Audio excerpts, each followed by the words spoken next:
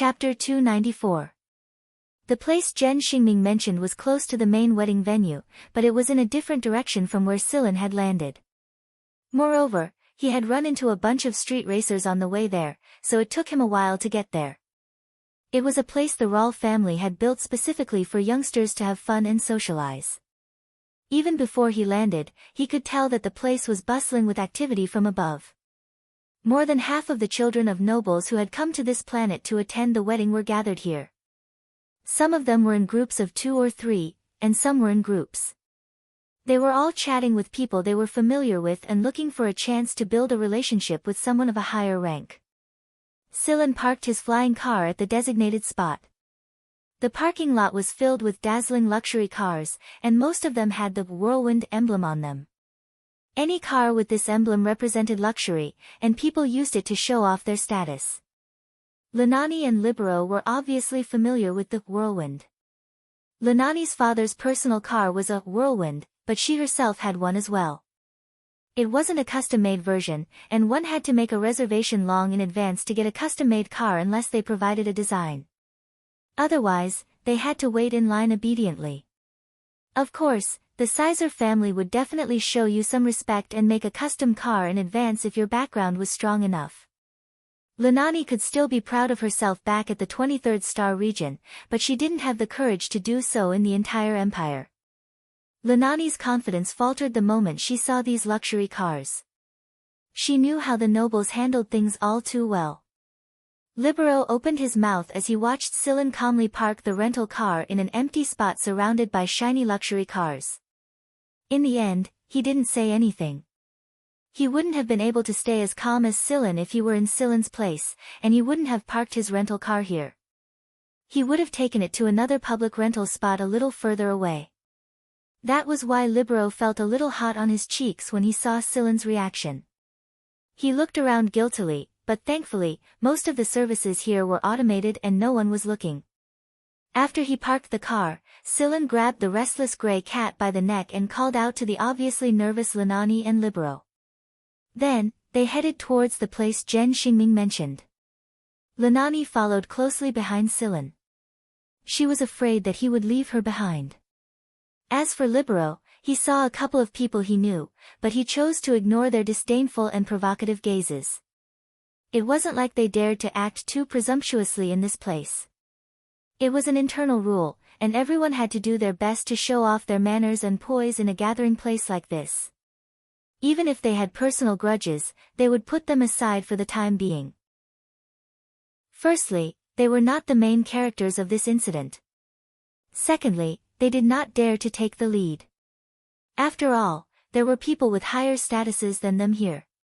In order to avoid unnecessary trouble, everyone would choose to give way and focus on the few people with the highest statuses.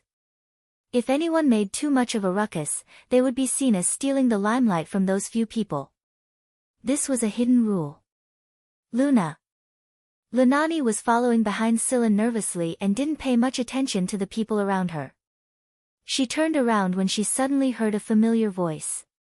Luna was her nickname. Only people who were close to her would call her that.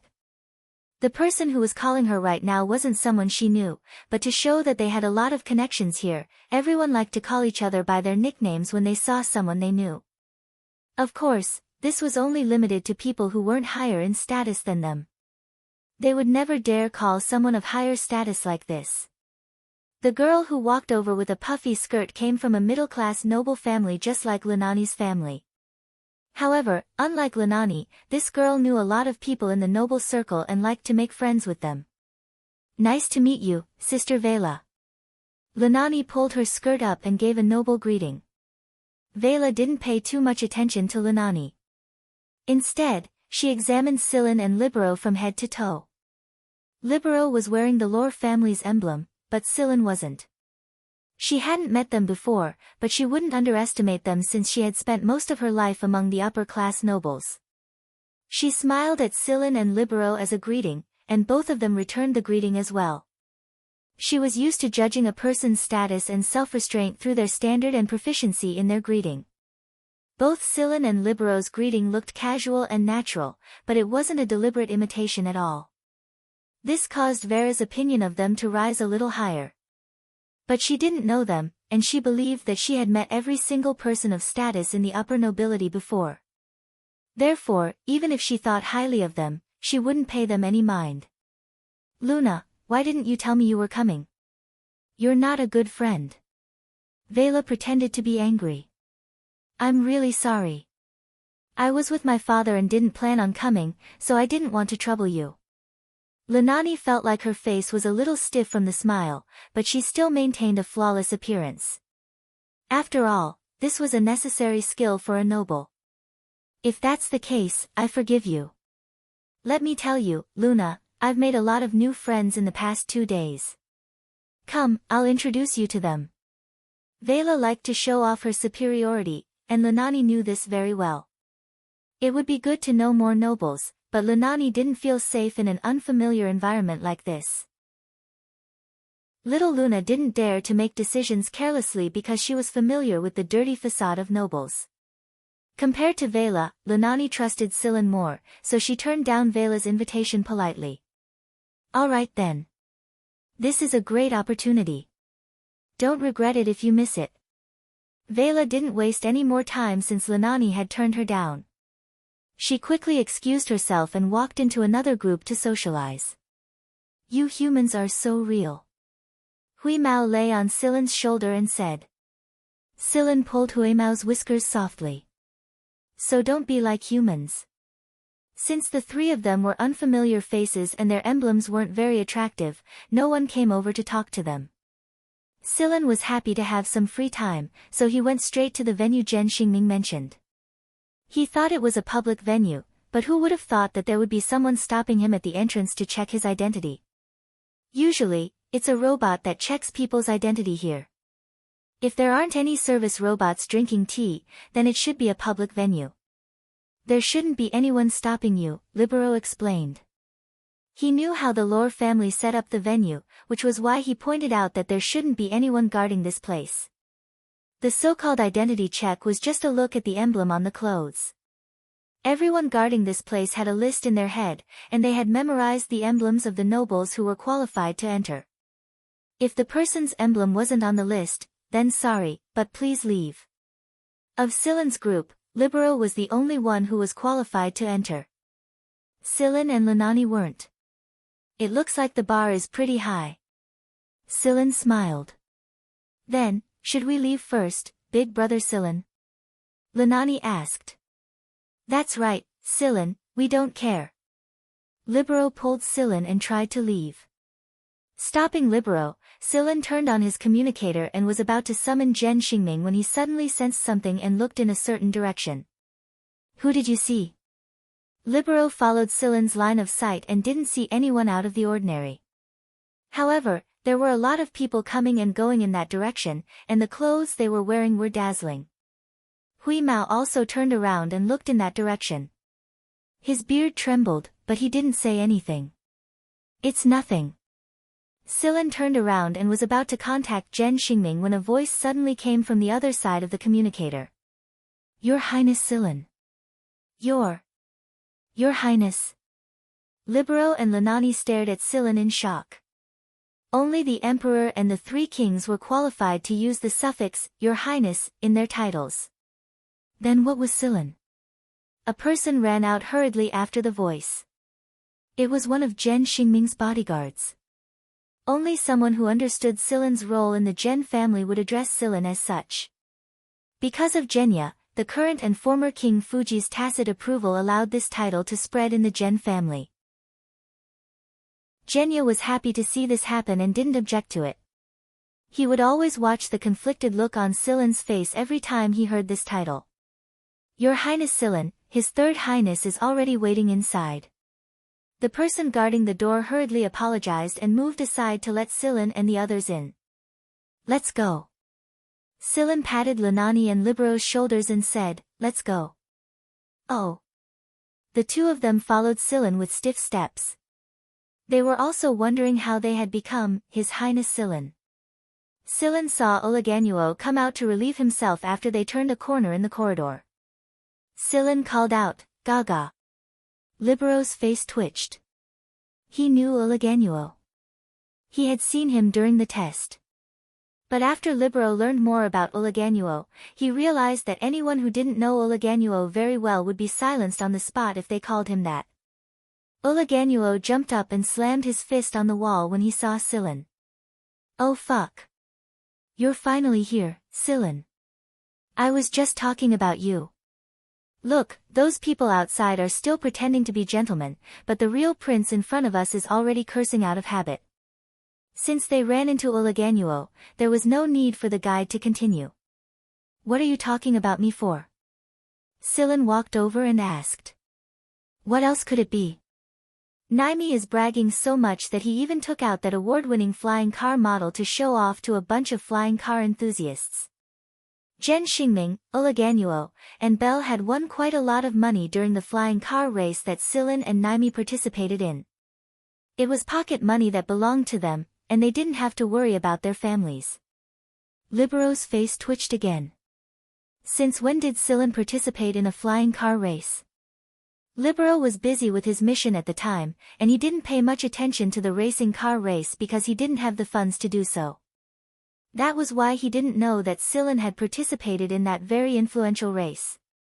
Moreover, the people who left the deepest impression on everyone during the race were Vegfritter, the young master of the Sizer family, and Naimi, the young master of the Sizer family.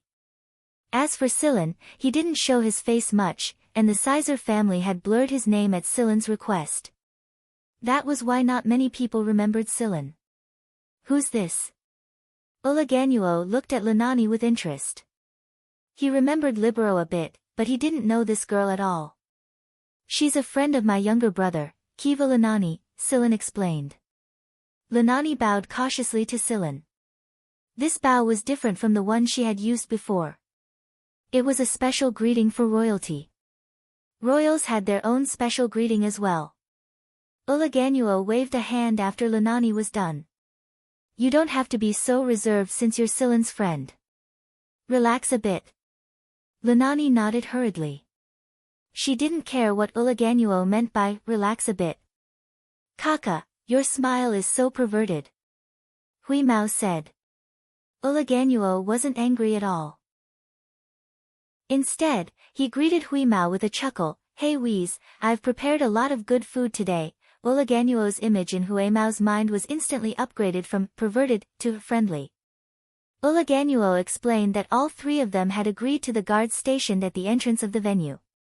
It was because their identities were public, and too many visitors came to visit them. It was to the point where they were annoyed to no end, so someone suggested that they be stationed at the entrance. That was how things turned out. When Sillin walked into the room Uliganuo mentioned, a silver-white shadow flew toward him. Sillin didn't try to dodge. Hui Mao leaped into the air and bit down. Hui Mao was already holding the vegetable-shaped model tightly in his mouth by the time he landed on the ground. "Hey, don't. Please have mercy, Lord Cat." Naimi jumped over to Hui Mao's side and tried to say something nice. The people who were yelling at Hui Mao were about to curse him when they saw him holding the model in his mouth, but they immediately swallowed their words back into their stomachs when they saw the cowardly look on his face. What a joke, he even called him Lord Cat. How would they dare to curse him? Wouldn't that be suicide? "Sillin. Get over here." Zhen Xingming pushed away the two beauties beside him and placed 3 bottles of alcohol on the table. "You're late, so you'll punish yourself with 3 bottles." Celine didn't say much. She picked up the bottle and started to pour without stopping. 3 bottles of wine were finished just like that. "Good." The obviously drunk Zhen Xingming slammed the table and roared again. His so-called princely demeanor was completely gone, and Linani was staring at him with a look of disbelief on her face. Sillin shook his head. No wonder Zhen Xingming was punished every time he returned home. His father's spies knew everything he did outside, and he was going to get whipped again after the wedding. He might even be sent to the army for another round of furnace modification. Belle thought Linani looked familiar, so he clapped his hands after Sillin's explanation. "I was wondering why you looked so familiar. You're Chang For's wife." "Linani." Lunani's impression of the three princes had been completely overturned, completely overturned. Sillin patted Bel's shoulder and told him to stop. Lunani's face was so red that it looked like it was about to bleed. Naimi finally managed to get the vegetable fritter model back from Huemao's mouth with a plate full of food. Tears streamed down his face as he complained to Sillin, "I'm telling you, Sillin, you have to pay me back with an intact one. You deserve it." There was no way Sillin wouldn't understand Naimi's intentions. He wanted Sillin to build another car for himself. He didn't have the time to build one right now. After learning that the young man who just walked in was the racer Naimi was talking about, a few knowledgeable enthusiasts came over to talk to him. They had watched the racing competition, but their experience wasn't as deep as Naimi's. Some of them even hoped that Sillin could drive the car again so that they could experience what Naimi was talking about. Ever since the flying car race, Naimi had taken the lead, and a lot of other young nobles who loved flying cars were planning to change their flying cars into vegetable-shaped ones. However, vegetable fritter hadn't officially entered production yet, and there were a lot of technical issues that needed to be solved. That was why there were less than 10 vegetable fritters in production right now. They were limited in number, and all of them were made by Fleeka. Right now, there was a long line of people waiting to order vegetable fritter from the Sizer family. While they were talking, the door opened and a couple more people walked in. Sillin immediately knew that two of them were the culprits who had caused trouble for them with their flying cars. However, after greeting the crowd, the duo walked away from Sillin and bowed in apology. The surrounding people were still wondering what was going on, but the two of them were quite frank and explained what had happened. At the time, they had sent someone to investigate the rental car's serial number, but the Rawl family's supervisor had issued a warning when they found out that it was Sillin. Later, they were warned by their family members again, and it was only then that they realized that they had run into someone they shouldn't have. They had to apologize first, or they would be in big trouble if the other party took the initiative. That was how the scene unfolded. "Ha, you guys have a pretty big deal. You want to race with Sillin? Are you tired of living?" Naimi snorted. "Ahem, of course I don't know." "Cut the crap, who doesn't know what kind of people you are?" It looked like Naimi knew them, but since they were here, Sillin didn't say anything out of respect for Naimi. Halfway through, Sillin excused himself to go out and drain the water. He walked through the long hallway and arrived at a secluded place. He looked at the hidden cameras around him, pressed a button on his wrist and entered a room in a flash. It was a place to store goods, sofas, tools and so on. After Sillin entered the room, he looked around once and said, "Come out." A figure slowly came into view after Sillin's voice. It was a robot, a black viper robot. After Sillin took over Guan Feng's position, the robot's programming had changed. They wouldn't attack Sillin because they knew where Sillin was in Black Viper. "What happened? What's your mission here?" Chapter 295. Unlike humans, Black Viper's robots didn't have their own private activities, so they were usually sent out on a mission. The reason why Black Viper's robots were sent out on a mission couldn't be a small matter. Take the Sea Blue Gold incident for example. The mastermind behind the incident had directed the RAS academicians who were busy trying to make themselves famous.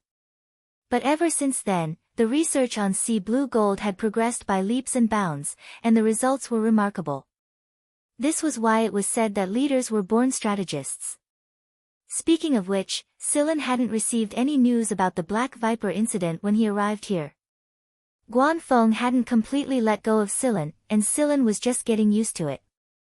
Still, there was no way he wouldn't have informed Sillin about it if it was something serious.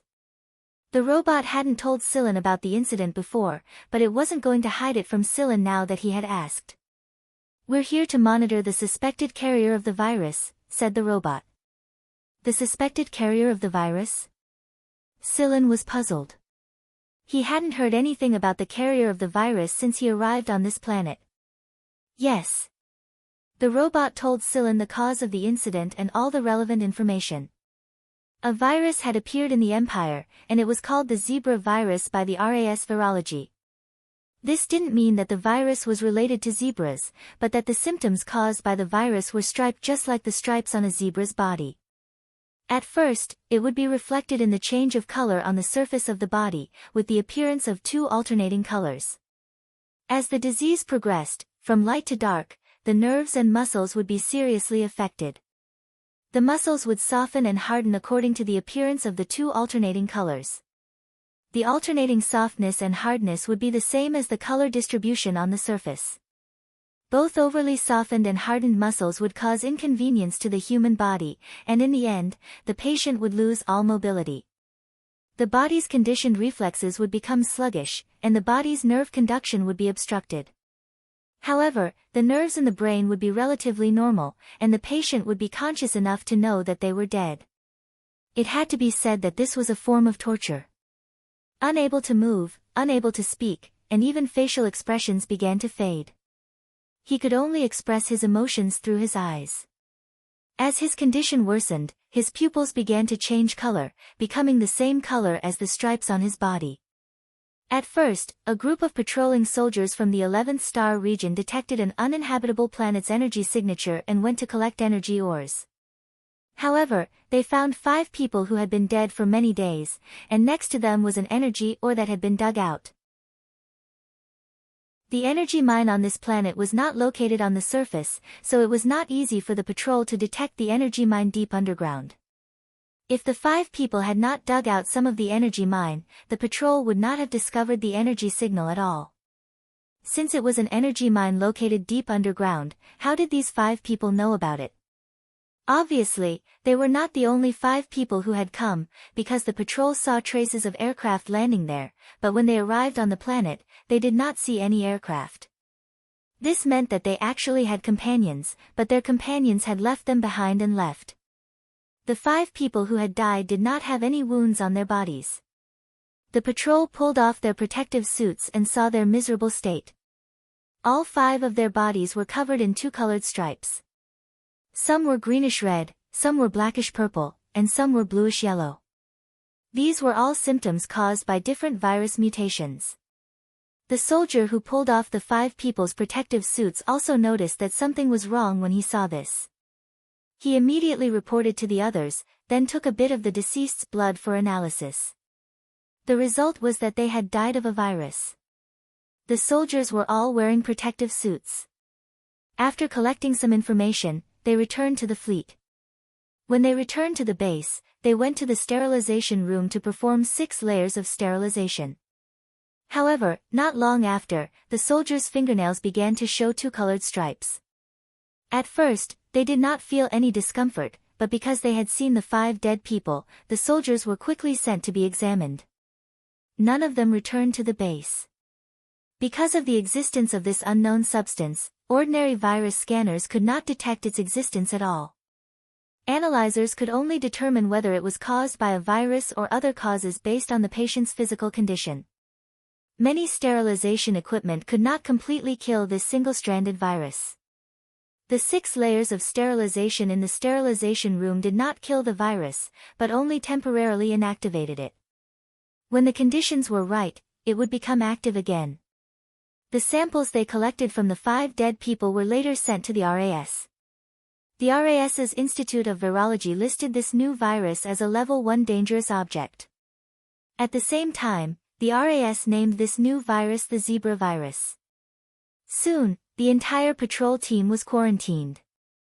3 days later, under the RAS's special virus scanner, more than 60% of the patrol team were diagnosed with the zebra virus. However, there were many people who came into contact with the patrol team. Later, the virus spread more and more, from one planet to another, from one star sector to another.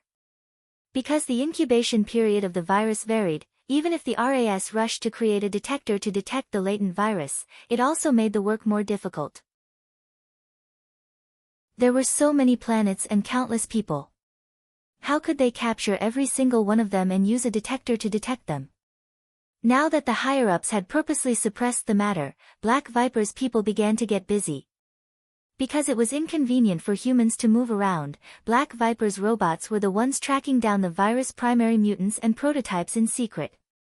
Sillin counted the days and asked, was this the reason why Shikai had to leave during the Black Viper handover meeting?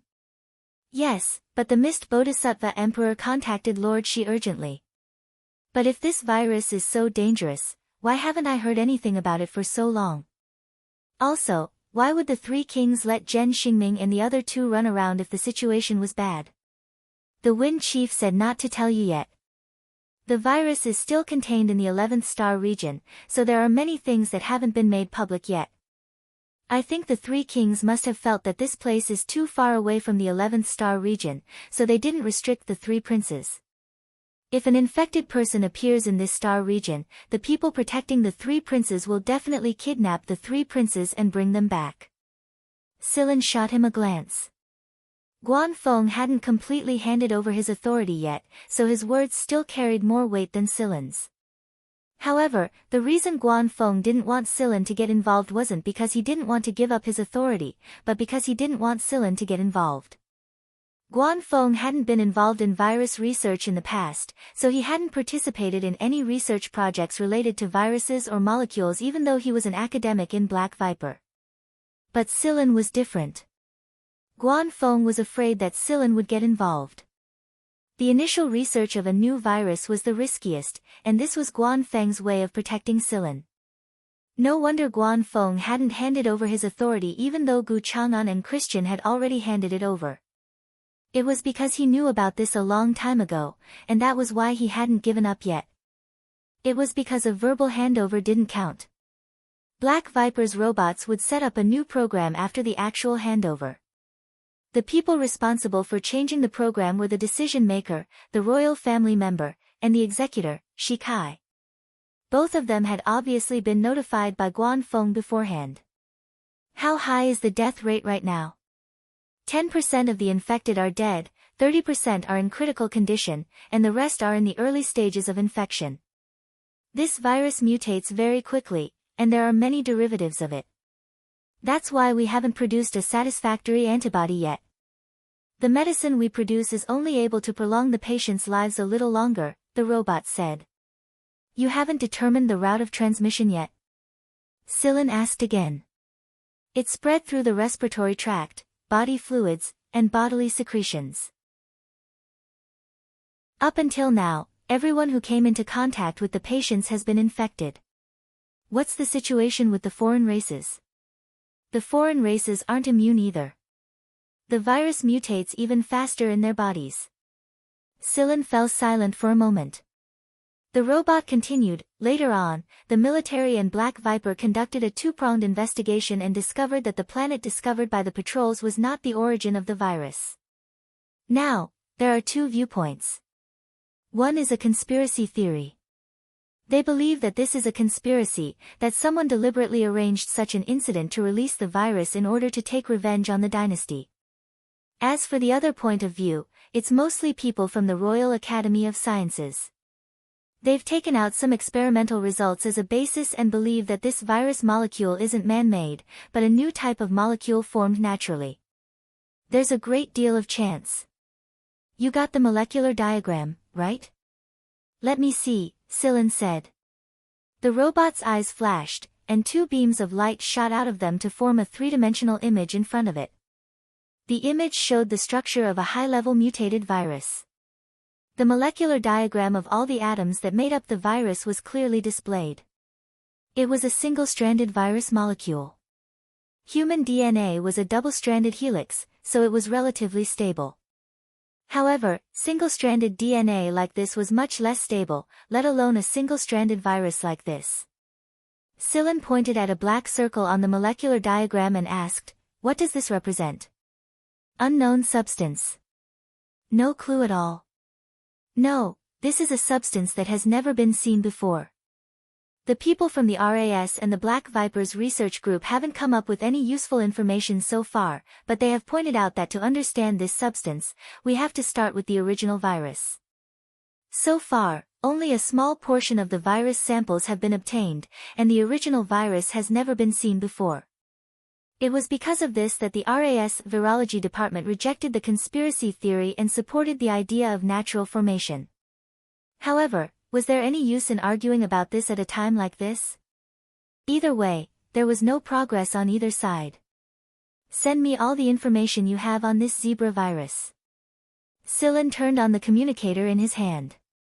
This communicator had a secure receiving function and could store a large amount of information. The robot didn't refuse and directly transmitted all the information it knew to Sillin. You came to this planet because you found a carrier of the virus? We're not sure, we're just following them. A noble from the 11th star region came out of the wedding, and although the 11th star region is currently in a closed state, they're still lenient toward the nobles. They didn't find any virus when they came out, but the higher-ups told us to follow them and take immediate action if we found any. Sillin nodded. Who are you following then? Where is he right now? The robot named a person, and this person was one of the people who entered the room later. Keep watching and notify me if anything changes. Got it. Sillin waved a hand, and the robot's figure faded away once more. Sillin stood outside for a while longer to digest the information the robot had given him. Finally, he returned to the room. The room was as noisy as ever. Naimi was talking about veg fritter with a couple of people, and Zhen Xingming and the others were talking about how they made a lot of pocket money from betting on the flying car race.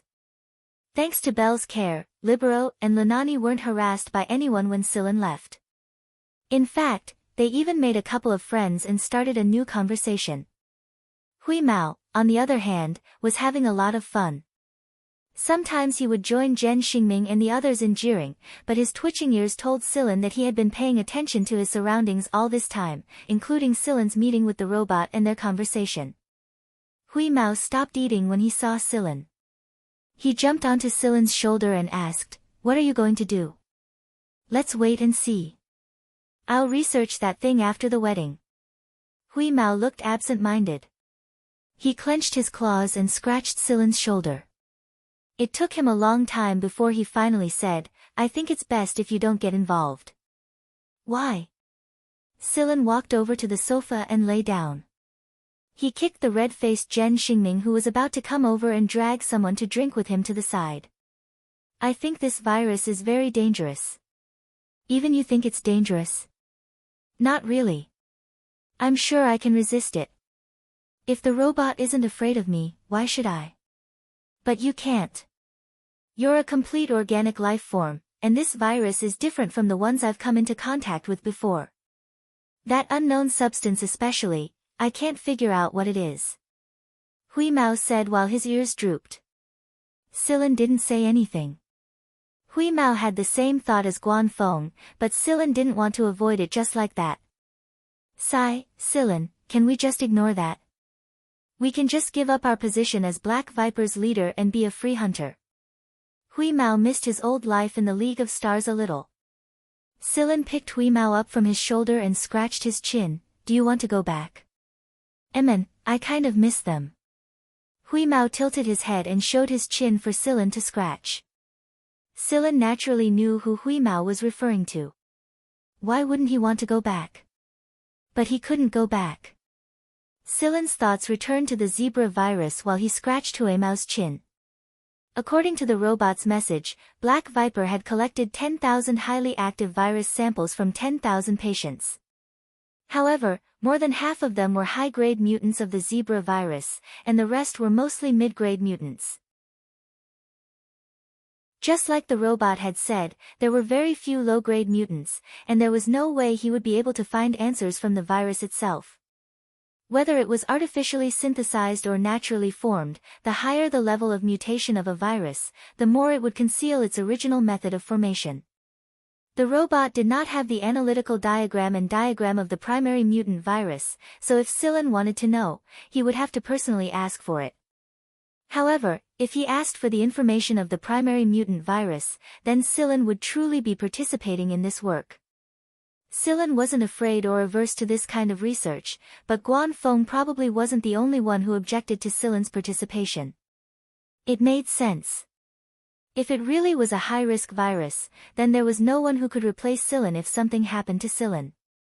At the very least, no one had found a suitable candidate yet.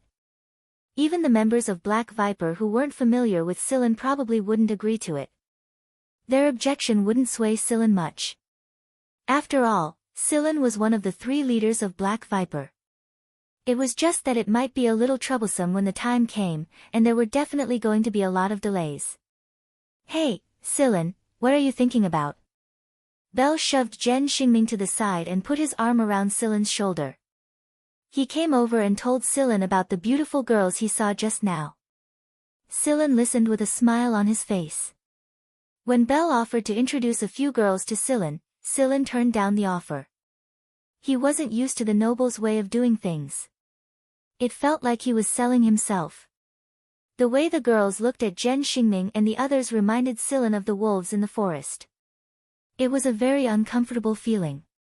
If Zhen Xingming and the others hadn't displayed their unpredictable temperament in public, those girls would have probably forced themselves on them already. Scylla had been paying attention to the robot's movements all this time. Although the gray cat was very reluctant for Scylla to interfere, it still had to pay attention to the robot's movements at all times. The gray cat pondered in its heart. If it discovered an infected person, should it forcefully kick Scylla unconscious and drag him back to his second grandpa's master to lock him up, or should it use a soft policy of feigning illness? Either way, the past 2 days were relatively peaceful. Nothing major happened during the race with Naimi and the discussion with a couple of racing enthusiasts. Just like that, the wedding finally began. Scylla delivered the gifts with Zhen Xingming and the others, and the core members of the Lore family and Gleason family who received them were smiling so widely that their faces were practically blooming chrysanthemums. They didn't dare to mess around with Zhen Xingming and the others, but they didn't dare to mess around with Scylla. After all, there was a difference in the treatment between those with royal blood and those without. Scylla felt goosebumps all over his body when he saw the meaningful and overly friendly smiles on their faces. He found an excuse to leave the room and catch his breath. But Scylla's communicator rang before he could catch his breath. Scylla looked at the character code on the communicator and answered, "What's up, Coach Guan?" Chapter 296. What is it that you don't know? Guan Feng asked impatiently. Scylla knew that the robot would report everything to Guan Feng. Why else would the robot tell him everything it knew so easily? That was because Teacher Guan was watching. What's the situation right now? Scylla asked. The robot was only monitoring the nobles from the 11th star region, so it didn't know a lot of the core information. It's not looking good. Guan Feng sighed. I really don't know if I should say that you're unlucky or that I'm just too unlucky. You've only just taken over, and now you're running into something like this. Scylla listened to Guan Feng quietly without interrupting. It was exactly because of Scylla's behavior that Guan Feng felt helpless. He knew Scylla very well. Scylla was a man of few words, but he was incredibly stubborn. If he wanted to turn his head somewhere, no one would be able to stop him no matter how hard they tried. The RAS had been suppressing the news for a long time, and the Empire's higher-ups were doing their best to keep it a secret as well. Unfortunately, they wouldn't be able to keep it up for too long. If the situation got out of control by then, and they still hadn't produced an antibody or an effective countermeasure, the consequences would be dire. Guan Feng wasn't a member of the Institute of Virology, but he was still part of the management of the Imperial Academy. The management had held several meetings since the outbreak, and it was obvious that the situation wasn't looking good from Guan Feng's tired expression. Don't interfere, Scylla. Leave the virus to the professionals from the RAS and Black Viper. We have enough manpower, so there's no need for you to get involved. Even if you want to get involved, don't stand at the front lines, Guan Feng said. His voice was heavy and calm. Scylla didn't answer him directly. Instead, he asked, what is that substance? Guan Feng wiped his face. You're quite stubborn, aren't you? Both sides fell silent for a while before Guan Feng said, think about it again. The virus hasn't spread beyond the 11th star region yet, so it's too early for you to get involved. You might as well focus on your own things. All right. Guan Feng stared at Scylla in astonishment. He didn't expect Scylla to agree so quickly. Scylla didn't look like he was lying either. Guan Feng ended the call after a brief exchange. He still had a meeting to attend, and the RAS Council of Scientific Society was useless except for a bunch of executives. They were all talk and no action, and even now, they were still pretending to be busy. Wasn't this just torture? Even the good-tempered Guan Feng couldn't keep up the act any longer. He wasn't a professional in this field, but there were some things he was aware of. The threat posed by this virus was too great, and the meeting yesterday was a joint meeting between the Mist Bodhisattva Emperor's Special Department and the RAS's management. In the end, they came to a decision that if the virus spread beyond the 11th star region, the Empire would wipe the infected planets off the star map. This would be a permanent wipe, unlike Black Viper's area, which was temporarily dug up by humans. If they did that, it wouldn't just be a single planet that was wiped out. At least 100 heavily infected planets in the 11th star region would be wiped out, including some with ancient civilizations and cultural heritages. Wiping them out would be a huge loss to the Empire, and the Emperor wouldn't approve such a decision unless it was absolutely necessary. After ending the call with Guan Feng, Sillin stood quietly outside the wedding hall for a while. The wedding hall was very lively. The middle and upper nobles were doing their best to make themselves known and attract attention. However, if even one of them was infected with the zebra virus, no one would be spared. Currently, being infected with the zebra virus meant death. Even if a lot of medicine and technology were used, it would only delay the inevitable. It was extremely easy to be infected, the mortality rate was high, and the coefficient of variation was high. There was no need to mention the people from the RAS. Black Viper had a lot of one-track minds, and Neo was the kind of person who wouldn't come out until he got a result. Their infection rate was probably much higher than the RAS's. After thinking for a moment, Sillin turned on his communicator and contacted Sillin. At the time, Neo had told Sillin all of his numbers, and there was no way he would let this opportunity slip through his fingers if he wanted to research the zebra virus. Go watch the wedding, Sillin. The bride almost tripped over her long skirt just now. Wheeze ran over on its tiptoes to share the hilarious scene it saw just now with Sillin. Who was Huimao? A cyborg cat. This guy was like an automatic camera. Everything he saw could be replayed in the form of a projection. Sillin pinched Huimao's ear when he saw the bride's sorry state. What did you do this time? The gray cat looked away and shook its whiskers with a guilty look on its face. It's nothing. Cut the crap. I'm noticing that you're getting worse and worse. Of course not. You're framing me. It's slander. Oh right, since you're here, can you do me a favor? I want to contact Neo, but Black Viper will probably cause trouble for me. I need you to clean up the signal. Huimao glared at him. Didn't you promise Guan Feng to stay out of this and focus on your own business? Why are you contacting Neo? Although Huimao was causing a little trouble for the bride and groom at the wedding, he had been paying attention to Sillin's movements all this time. It was exactly because Sillin had promised Guan Feng that Wheeze would do more of its own things that it was so happy that it raised the automatic platform beneath the bride's feet a little. However, it quickly lowered it back down, and the bride tripped and nearly fell to the ground during this short period of time. I did say that I'm going to focus on my own business, but I didn't say that I'm not going to participate in this. You're lying. Liars will turn into shit in their next life. Sillin pinched Huimao's fur on his round face. What nonsense are you looking at now? Never mind, I have my ways even if you don't want to help me. Huimao might be angry, but he still helped Sillin contact Neo. Huimao was going to save him some time. Sillin looked around and found a secluded place to contact Neo. When he finally got in touch with Neo, Sillin's heart sank when he saw Neo's face on the screen. Neo was wearing a protective suit, but it couldn't hide his striped face through the transparent mask. Right now, Neo was busy in the lab that Black Viper had carved out of the quarantine zone. Sillin, hurry up and tell me what you need. I still have things to do. This zebra is killing me. Neo didn't sound depressed at all because of the virus. On the contrary, he looked full of fighting spirit. When did you get infected with the zebra virus? Sillin asked.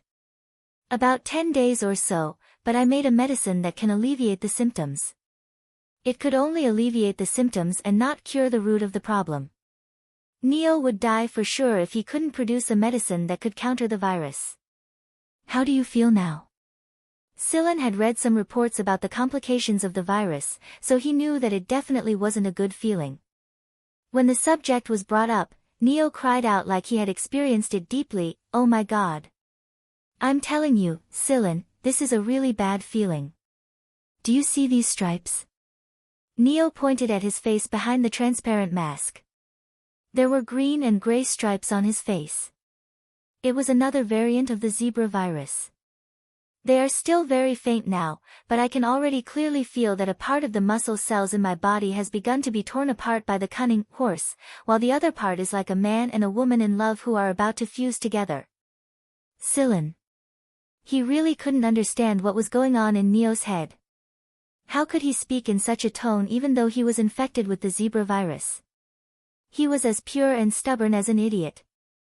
Neo thought of this as a different kind of battlefield, a battlefield between him and the virus. He definitely knew that he would die if he lost, but death wasn't his priority right now. His priority right now was to analyze the virus and conduct in-depth research on it. Only a person like Neo could maintain such high morale and spirit in a situation like this. If he went to the RAS, he believed that only a small number of people would be able to do the same. Those who were truly dedicated to academia would be able to do so. Sillin asked Neo to tell him everything he knew so far, and Neo didn't hide anything from Sillin. Instead, he told Sillin everything he knew about the virus and discussed his theories with Sillin. His starting point was the same as most zebra virus researchers, and that was to start with the original virus. "I'm afraid the original virus won't be easy to find," Sillin said after listening to Neo's analysis. "Of course I know that. I did some calculations, and given the mutation rate of this horse, the probability of finding the original virus is less than 1 in a billion. Also, I'm guessing that the original virus probably doesn't exist anymore. Even the primary mutants won't exist for long. 10 days later, more than half of the primary mutants will mutate a second time, and it will be even more difficult to find primary mutants by then. So I'm going to start from another angle." Neo's face was covered in stripes, and his eyes were shining. He said proudly, "I've already constructed the virus original model, and I've calculated a tenth of it based on the experiment results. This tenth isn't enough to prove whether the model is right or wrong, but I'll be able to confirm it when it reaches 3/10. Constructing the virus original model required a lot of calculations. Even the most powerful computers in the world couldn't help with this. They could only help calculate the results, but every piece of data had to be calculated by humans. Some parameters had to be obtained through experiments, and then calculated by computers. "How long will it take to calculate 3/10?" Sillin asked. "Based on the current progress of the experiment, it'll take more than 332. 16 days. Sillin. You'll be dead by then. Didn't Black Viper arrange an assistant for you? You can ask for help from other virus researchers. There should be a lot of people in Black Viper. That won't do. I don't trust anyone else, and their way of thinking is different from mine.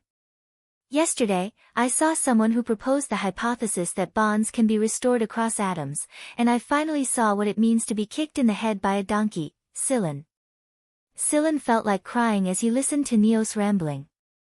People like Black Viper were really hard to deal with.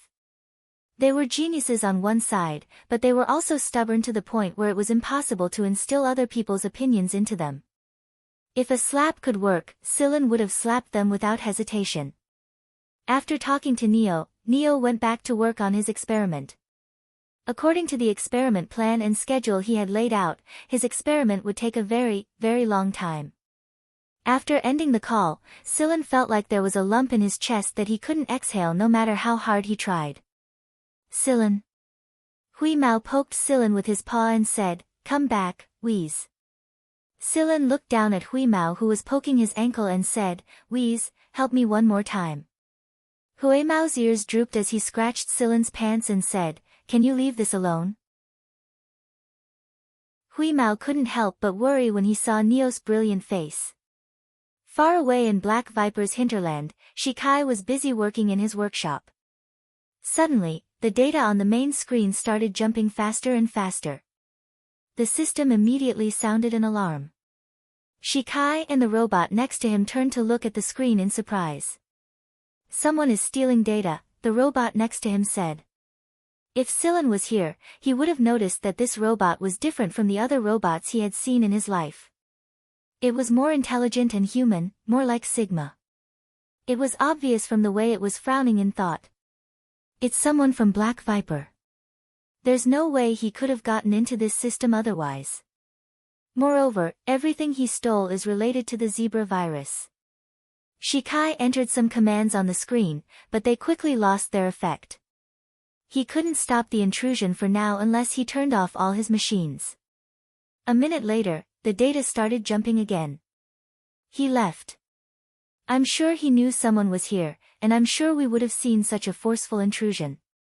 Does this mean that the intruder intended to steal data openly for everyone to see?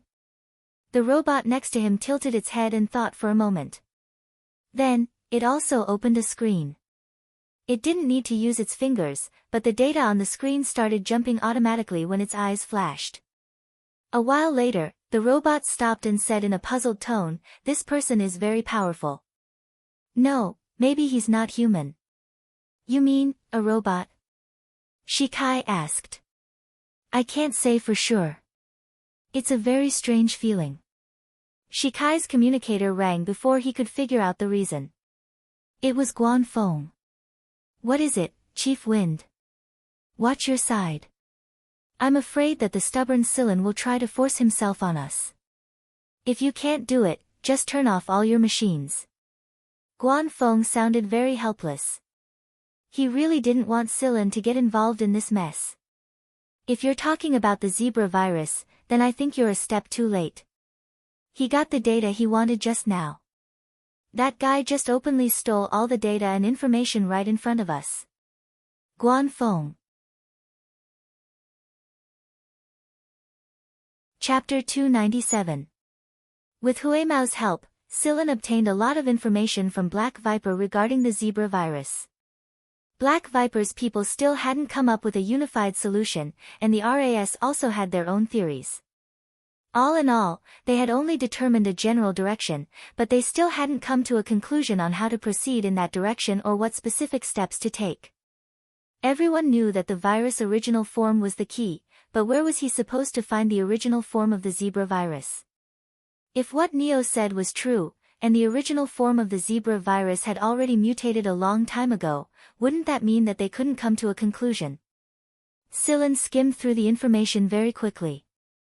Neo's words were reasonable, but he needed to make his own decision and come up with a solution based on the information he received. Black Viper's people were talented, and there were a lot of solutions that Sillin couldn't think of even if he was beaten to death. However, it was still uncertain whether they would work in the end. Besides that, Sillin also learned that a lot of Black Viper's people had changed their original solutions after they were infected with the zebra virus. Some of them were physically weak or had inborn immune deficiencies that couldn't be cured, so they passed away not long after they were infected with the zebra virus. However, they left behind a lot of valuable, detailed, and accurate records. The information obtained from these people was of great help to the research. Compared to the RAS, Black Viper's people had sacrificed more, but the results were also greater. These were all information that had been exchanged with their lives. After reading through the information, Sillin sorted out his thoughts and began to simulate the experiment in his mind. Black Viper had at least 1,000 different detailed solutions, and the RAS had 3 main solutions. The amount of energy Sillin's brain had expended in this short period of time could only be described as enormous. No one would believe that he could simulate more than 1,000 different experimental solutions in such a short amount of time, not to mention the fact that he could simulate more than 1,000 different experimental solutions at once. It wasn't that the solutions were completely wrong, but that there wasn't enough time to carry them out. Take Neo's case for example. Even if he could solve the problem after more than 300 days, there was no telling how many people would die from the virus by then. Therefore, Silen had no choice but to learn from the different solutions, combine them with more solutions, and link them together according to his own judgment to come up with a final solution. It couldn't be helped. People like Black Viper and Neo would never accept another person's point of view, nor would they abandon their own to support someone else. Hui Mao was especially annoyed when he saw Silen sitting there with his eyes closed. From Hui Mao's point of view, he wouldn't feel sad even if a bunch of people he didn't know died. However, he couldn't bear to lose those he knew. He was a selfish cat. Was it wrong to be selfish? Who cares if it was wrong or not? After a long time, Silen opened his eyes and looked at Hui Mao, who was lying listlessly on the ground. He picked him up and carried him out of the room. "Where are we going?" Hui Mao asked weakly. He lowered his tail and looked at Silen. "To Black Viper." "I'm not going." Hui Mao struggled free from Silen's arms. His 4 claws were firmly nailed to the ground. He lowered his body, as if he didn't want to leave. "You really don't want to go?" Silen didn't move. "I'm not going. I won't go even if you kill me. Then I'll go by myself." In the end, Hui Mao still followed Silen when he was a certain distance away. However, he scratched Silen's pants until they were like noodles again, and he was throwing a tantrum without saying a word. Even when Silen placed a fresh fish biscuit next to Hui Mao's mouth, Hui Mao would eat it. He definitely ate it, but he wouldn't say a word or look at Silen. Silen definitely had to tell Zhen Xingming that he was leaving. He didn't tell him the real reason, but he did indirectly remind them to be careful and return immediately after the wedding. Zhen Xingming and the others were a little playful, but they still understood what Silen meant. Although they didn't say anything after hearing Silen's words, they still decided to do as Silen said. After giving Zhen Xingming and the others some instructions, Silen took Hui Mao to a good place for a flying car. However, to Silen's surprise, someone was already waiting for him there. Gleason Dodge. Silen looked at Gleason Dodge. The young man obviously knew that they were going to leave, and he hadn't stopped monitoring Silen and Hui Mao at all. There were always a lot of people around Gleason Dodge who were in charge of protection. Some were in the open, some were in the shadows, some were in the visible, and some were invisible. The Gleason family really did protect Dodge like he was their treasure. "Are you going to the 11th star region to find a cure for the virus?" Dodge asked. "How do you know about the virus?" Silen didn't think that Dodge would know about the zebra virus. There was no way he would know about the virus if he was in contact with the true core of the Gleason family. The core nobles of the upper echelons of the empire have received the news already. However, the emperor has ordered us to keep it under wraps for now, so it hasn't spread yet. Dodge had investigated Silen before. Since Silen had a close relationship with the Zhen family and was Guan Feng's favorite disciple, it wasn't surprising that he knew about the virus. "Then may I ask why you are waiting here?" "I'm sorry, but I'm in a hurry." I hope that young Master Dodge can be more direct. Even if Silen found out that he was being watched, he wasn't afraid of conflict with Dodge. Gleason Dodge shook his head. "I'm not trying to cause trouble for you. I'm just waiting here to tell you that if you want to go to the 11th star region to find a cure for the virus, I suggest you go there." As he spoke, Gleason took out a star map, opened the star map of the 11 star regions, and pointed at one of the planets. "Before the virus appeared in the 11th star region, I once went to the 11th star region, but one day, due to the ion storm and severe magnetic interference caused by the stellar flare anomaly in that region, I changed my original route. However, in that region, there was a planet that was affected the most." "You're saying that planet might be related to the virus? When did you pass by that planet?" Silen asked. Dodge gave him a date, and the patrol team discovered the virus not long after that date. The planet the patrol team discovered wasn't far from the planet Dodge was pointing at, but it wasn't close either. It wouldn't be their first suspect. Why would you think that? Scylla asked again. After all, there was too much chance that something like this would happen. Stellar flare was a common occurrence, but a virus like this had never happened before. It's just my guess. It's up to you whether you want to believe it or not. Scylla paused for a moment and didn't press the issue. Instead, he asked, is there anything else you want to say? Dodge looked at the listless Huimao lying on Scylla's shoulder. Have I seen you guys somewhere before? What do you think? Never mind. Dodge turned around, waved his hand, and left with his men. Thank you for the information, Scylla said. Dodge didn't turn around. He didn't respond to Scylla's expression of gratitude. TSK, what are you being so arrogant for? Huimao said as if he was venting his anger. Scylla walked into the spaceplane and rubbed Huimao's round cat head. Alright, be a good boy and don't throw a tantrum. I'll go find Shikai after this is over and see if I can get the method Sigma used to travel through the galaxy. After that, we'll go back to the League of Stars and take a look. Really? Huimao's ears perked up and his eyes lit up. Yes, really. You'll turn into shit if you lie. Yes, I'll turn into shit if I lie. Hook claw. The gray cat lifted a front paw and curled its paw, revealing only a single curved cat nail. Scylla. Scylla gestured at the cat's claw with a finger and shook it twice. Then, he activated the spaceplane and left the planet. Not long after Scylla's spaceplane left, a robot appeared where the spaceplane was parked. Wind Chief, he's already left.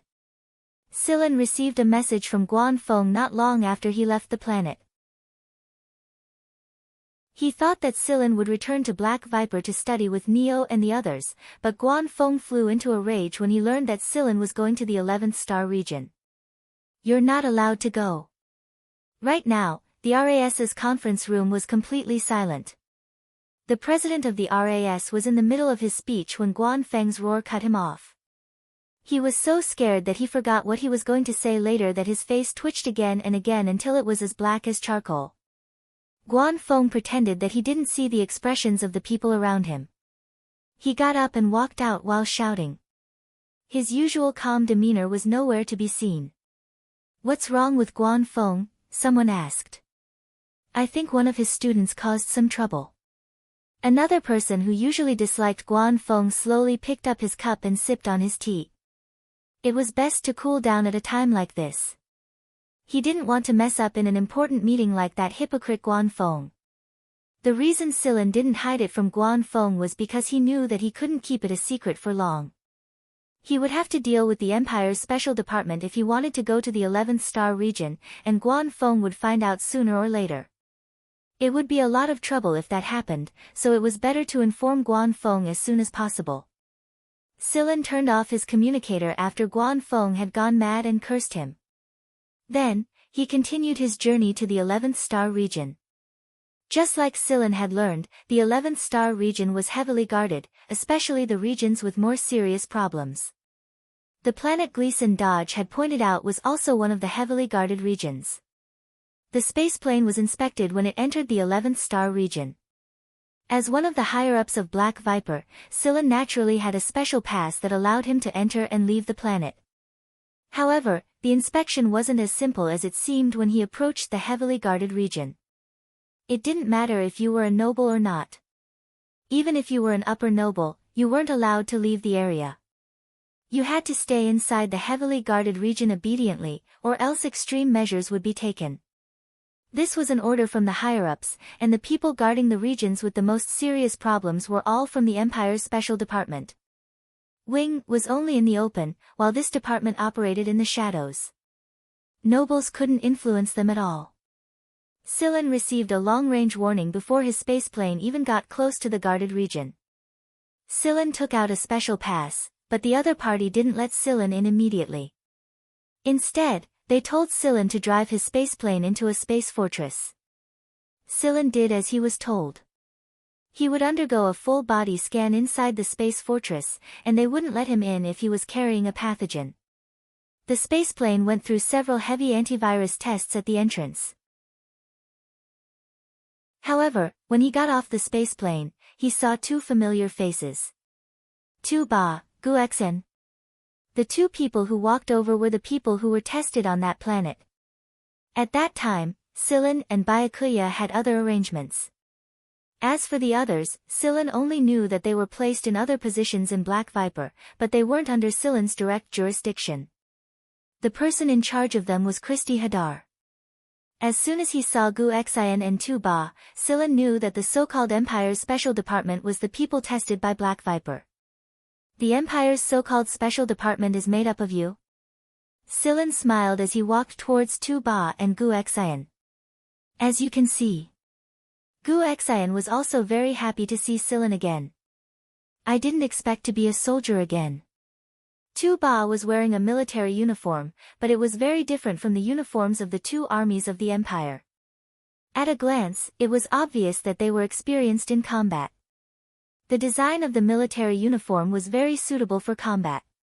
Hey, Wheeze, why are you so unhappy? Who bullied you? Gu-Xen poked Huimao's ear and received a claw from Huimao. Who dared to bully it? Sillin curled his lips. It was you. Huimao pointed a finger at Sillin and complained, Sillin is a big bad guy, a big idiot, a big liar, and a big piece of shit. Sillin. Where did he learn this from? Gu-Xen chuckled as he looked at Huimao's resentful expression and scratched Sillin's sleeve. What are you doing here? You should know that this is a critical ward. Tu-Ba asked. At the mention of this, Gu-Xen's smile disappeared and his expression turned serious. They had seen the symptoms caused by the virus before. No matter how strong one's physique was, it was inevitable. I'm here to look for clues about the virus. Clues? Did Black Viper send you? No, I came on my own. Gu-Xen and Tu-Ba didn't know that Sillin was one of the three new titans. They only knew of Christy Hadar. Sillin didn't explain his background to them. He only said that he was an academic like Neo and the others. The trio chatted for a while longer. Gu-Xen and Tu-Ba's expressions grew heavy when they learned that Neo was infected as well. Although the guy's words made them want to slap him, they had to admit that he was talented. If it wasn't for Neo's safety zone, they would have died a long time ago. Since Sillin had made up his mind, Gu-Xen and Tu-Ba knew that it was useless to try and persuade him otherwise. They told Sillin about the situation in this area. What do you think of this planet? Sillin opened the star map of the 11th star region and pointed at the planet Gleason Dodger was talking about. Oh, this one. Let me see. Tu-Ba brought up the planet's information. It's also one of the heavily infected planets. How much longer do we have? Sillin asked. Sillin wanted to know how much longer it would take for the planet to reach the time limit set by the higher-ups. Judging from the rate of spread of the virus on the planet would be wiped out if they couldn't produce a cure by the time the virus reached the time limit. The longer it took, the harder it would be to destroy the mutated virus. Originally, the virus could be destroyed by erasing the planet's energy, but after a while, the virus's survivability would increase, and it would infect other planets and regions a second time. Tu-Ba and Gu-Xen understood what Sillin was trying to say. A moment later, they said, since a new cure has appeared, it should be able to buy us some time. We'll wait for the higher-ups, but no one knows when the order will come. It could be the next moment, or it could be a very long time. In other words, Sillin had to be careful if he was going to go. Alright, I got it. Let me know when the order comes, and I'll retreat immediately, Sillin said after he connected the communicator. Alright, be careful. There's the latest protective suit here. We all wear this when we move. Tu-Ba handed Sillin a few protective suits. One was definitely not enough, so he had to prepare a few more just in case. Sillin took the protective suit and looked at Gu-Xen and Tu-Ba. Do you have enough for yourselves? This is definitely enough. Every once in a while, the latest modified protective suits will be sent over. We've already worn 3 versions. Tuba gestured for Sillin not to worry about this. If there's a new protective suit, I'll send a robot to deliver it to you. They weren't the only ones guarding this place, there were robots as well. It wouldn't be too safe if all of them were robots. If others found out that the Dynasty and Black Viper were in cahoots, there was no telling how much trouble they would cause. Thanks. You're welcome. We haven't thanked you for your help yet. Sillin had brought his own protective suit, but compared to the latest version here, the one he had on hand was obviously safer. After Sillin left, Gu Xian and Tuba sat on the railing, each with a cigarette in their mouth. The atmosphere was heavy. After a while, Gu Xian finally spoke first. Tuba, do you think Sillin will be infected? Tuba did not speak. He exhaled heavily, the smoke rising from his mouth obscuring Tuba's expression. This smoke is really thick, Tuba said. After that, the two of them stopped talking and sat there quietly, smoking. On the other side, Sillin piloted a small flying device toward the planet. The planet was in a mess. Not only were the ordinary people on the planet infected, even the military was infected. The rest were basically carriers who were still in the incubation period. No one would come to maintain order, and not a single flying device could fly out of the planet. It was as if all the flying devices had collectively malfunctioned. This was the work of the robots. The people of the planetary government had long escaped. To be exact, they had entered another place outside the planet, a place the Dynasty had opened up to treat the zebra virus. Perhaps some of these people were already dead, and some were still in the ward receiving experimental drugs to slow down their lives, but one thing was for sure, they had abandoned their people. Looking from space, the planet was flashing everywhere. That was the artillery fire from the chaotic battle, and the entire planet was already riddled with holes. By then, even if an effective drug was produced to counter the virus, the damage to the planet would not recover in a short period of time, and the people who had experienced this incident would find ways to migrate to the planet or even to other star regions. To them, this was hell. Even if everything was over, the fear that was deeply imprinted in their memories would be stirred up by the familiar scene. Before entering the planet, Sillin had used the spaceplane's scanning system to analyze some energy reactions. This proved that the planet had indeed received relatively strong radiation from external energy not too long ago. However, this kind of radiation shouldn't be able to cause large-scale damage. Moreover, if it was just this kind of energy radiation, the probability of forming that kind of virus was not high. After scanning and analyzing the entire planet, Sillin drew a map of a place where there were still remnants of superpowers. All the satellite networks were also paralyzed, and the place Sillin chose was on the dark side. He found a place to land, and it was a place with few people, so Sillin's entry would not attract any attention. After putting on the protective suit, Sillin walked out of the spaceplane with the test tools in hand. However, the gray cat ran out of the spaceplane before him and shouted at Sillin, "There are viruses everywhere. Sillin, check the protective suit again, don't let the virus seep in." After confirming that there were no problems with the protective suit, Sillin finally officially stepped out of the flying device. Huimao nervously observed Sillin's reaction, afraid that the next moment it would detect that Sillin was infected with the virus. This place was very remote, and it was strangely quiet at night. Humans weren't the only ones affected by the spread of the virus. Animals weren't spared either. Celine could even see the colors of the plants changing. This virus was so powerful that it didn't even choose its targets to infect. All living things were infected, and no one could avoid it. Was this really just a virus? Because of the continuous war, the sky on the planet was no longer clear, and there was no starlight. There was only fog, and under the dark sky, it made people feel unusually heavy. Only the sound of Sillin's footsteps could be heard. The withered leaves were still struggling on the branches, and they had not completely fallen off. However, some of the branches had softened and drooped weakly, while others were strangely stiff. The wind could not make them sway, as if they would break if they were forcefully swayed. The hair on Huimao's body stood on end. This place made him feel very uneasy, very uneasy. He was not wearing any protective gear, so he could feel the invasion of the virus.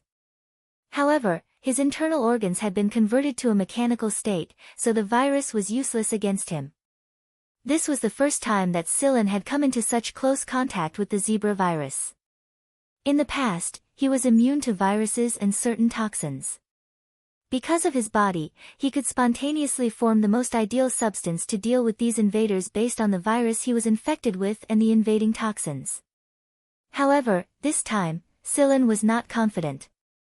If he was really infected, would he be able to deal with it as he had in the past?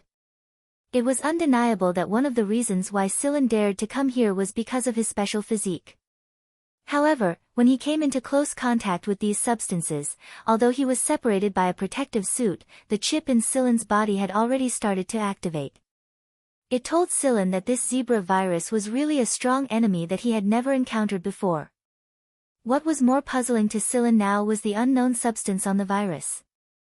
Looking at the data from the device in his hand, most of the zebra viruses around him were high-level mutants. Some of them were intermediate mutants, but he still did not see any low-level mutants. Scylla, let's go back to the space plane. Out of habit, Huimao was about to use its claws to hook Scylla's pants. When it saw the protective suit that Scylla was wearing, it suddenly stopped and retracted its claws. Scylla nodded and walked back to the space plane. One of the hatches of the space plane had been modified and installed with the latest antivirus equipment. After multiple antivirus tests, Scylla took off the protective suit in one of the buffering rooms and had his body sterilized again. It took him a long time before he came out. Before Scylla landed, he launched a sample collection device to various places on the planet. It would detect the virus data in various places and report to Scylla immediately. Now that the sample collection device was in place, it began to collect and analyze the data. Scylla turned on the main control system to observe the newly collected data. From the data, Scylla was able to know the situation of the virus in various places on the planet, and the proportion of low-level mutants, intermediate mutants, and high-level mutants among these viruses. The place where Scylla landed had many sample collection devices launched in a small area. This was the key area that he marked on the map, and he had to focus on analyzing it. Looking at the data, Scylla frowned. The data analysis in various places was similar, and there were basically no low-level mutants. However, when these collected sample analysis data were distributed on the latitude and longitude map according to the color difference, the results were obvious. The darker areas indicated that the proportion of intermediate mutants and low-level mutants was larger, and the areas with low-level mutants were especially dark. According to the map, the darkest area on the entire planet was a few steps away from the landing point where Scylla was now. It was really here. Scylla, send the robot, Huimao said. Scylla hesitated for a moment, then contacted the nearest robot on the planet and told the robot to pay attention. The robot followed Scylla's instructions and went in that direction. On the screen inside the aircraft, Scylla and Huimao stared closely to see if there was anything unusual. Everything was the same as what Scylla saw when he went out, but when the robot walked to the place Scylla marked, Scylla's contact with the robot was cut off. The tracking monitor flashed, and the surrounding situation could not be seen clearly. Scylla had no choice but to move the monitor away from that place, and the image became clear again. The robot that was sent over stood there quietly and did not move at all. There was not even a signal. What's going on? Huimao was puzzled. When it was outside, it did not notice anything unusual. Although it did not go to that place, it really did not feel anything unusual. After a moment of silence, Scylla got up and walked into the sterile buffer room to put on the protective suit. It seemed that he had to do it himself. Chapter 298. After putting on the protective suit, Scylla walked out of the aircraft with his tools. Just as he had expected, the robots could not do this job. If they could, they would have found a solution a long time ago. Black Viper had so many evolved robots, and they were not just decorations. However, there had been no significant progress until now. Something still needed to be done by humans. Watching Silen leave, Huimao raised its paw and then lowered its ears. It really wanted to kick Silen unconscious and take him away. This place gave it a strange and dangerous feeling, and it did not have the ability to help Silen with the zebra virus. The surroundings were quiet, but if one listened carefully, they could hear explosions in the distance. There were sparks in the sky, and one could imagine what kind of riot was going on. Silen carefully and slowly approached the location he had taken out. Every time he took a step, he would observe the data displayed on the device. He would stop the second there was an anomaly, but strangely enough, just like before, there was still nothing suspicious until he reached the place. Silen was already very close to where the robot was standing, but he couldn't find anything special from the display on the device at all. "Wheeze, do you feel anything?" Silen looked at Huimao. The gray cat shook its head. "It's just a bad feeling. I can't put my finger on it, I just feel a little scared. But I can't detect anything special except for the zebra virus around us." "No, wait, the virus density in the air has increased. Silen, don't move. I'll go and take a look. Be careful." Huimao walked over. When Huimao stood next to the robot, it suddenly felt cold all over, and all the hair on its body stood on end. "Wheeze, what's wrong?" Silen saw Huimao and was very anxious. Don't come over." Huimao slowly moved back step by step. Unlike the easy steps he had taken earlier, every movement now looked very difficult. Silen felt pain all over his body. With great difficulty, Huimao retreated to Silen's side and let out a long sigh. "That place is too strange. Silen, it's better if we don't go there." "Alright, let's go back first." Silen also knew that he couldn't rush it. However, it was good that he could discover the strangeness of this place. At least it was an improvement. Just as he was about to walk back, Silen suddenly stopped and looked at his hand that was holding the instrument in a daze. Huimao shook the stiff fur on his body. When he heard that Silen wanted to go back, he let out a long sigh of relief. He tiptoed back to the drone, but after a few steps, he found Silen standing there in a daze, staring at his hands. "Silen, leave quickly. Let's go back." Seeing that Silen didn't answer and was still staring at his hands in a daze, Huimao panicked. Could it be that he crashed like that robot? "Silen!" Huimao ran over and yelled. Silen finally moved his gaze away from his hands and looked at Huimao. "Wheeze. What?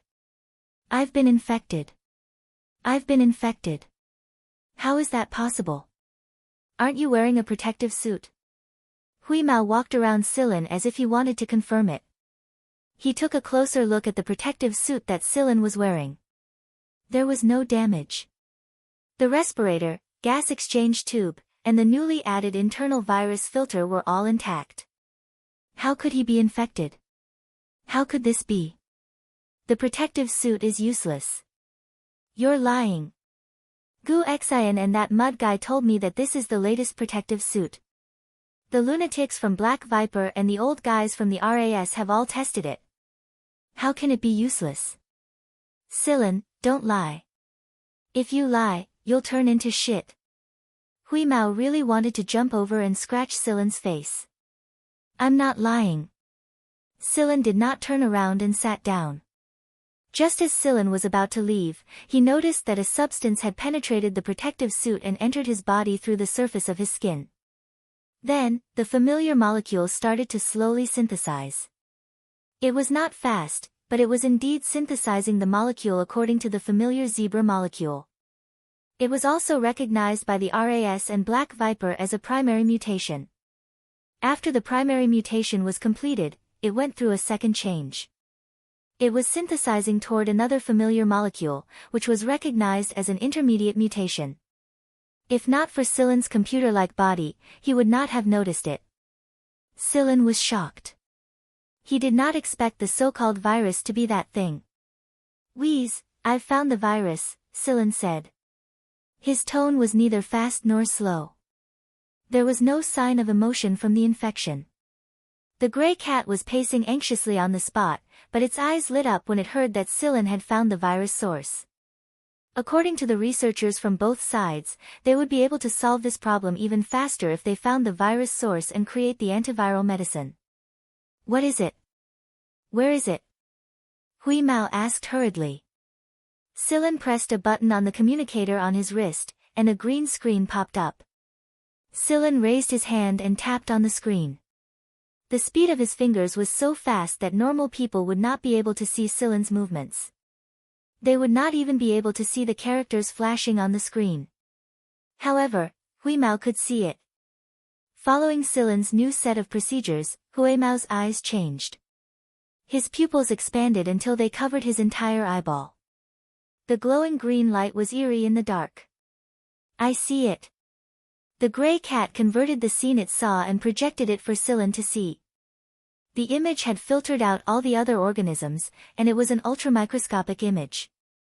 There were only a few floating light spots on the image, and they were connected to other bands. The bands were the so-called zebra virus, and the very small number of light spots in a free state were the unknown substances in the molecular map that had yet to be identified. This unknown substance was the zebra virus that everyone had been searching for. No one would have thought that the virus was the unknown substance. Even Scylla was shocked when he discovered the truth after he was infected with the substance. He had never seen a virus with such a single substance. It was like a pure atom, but this atom was full of mysteries. Its internal structure could not be determined, and it could not be defined.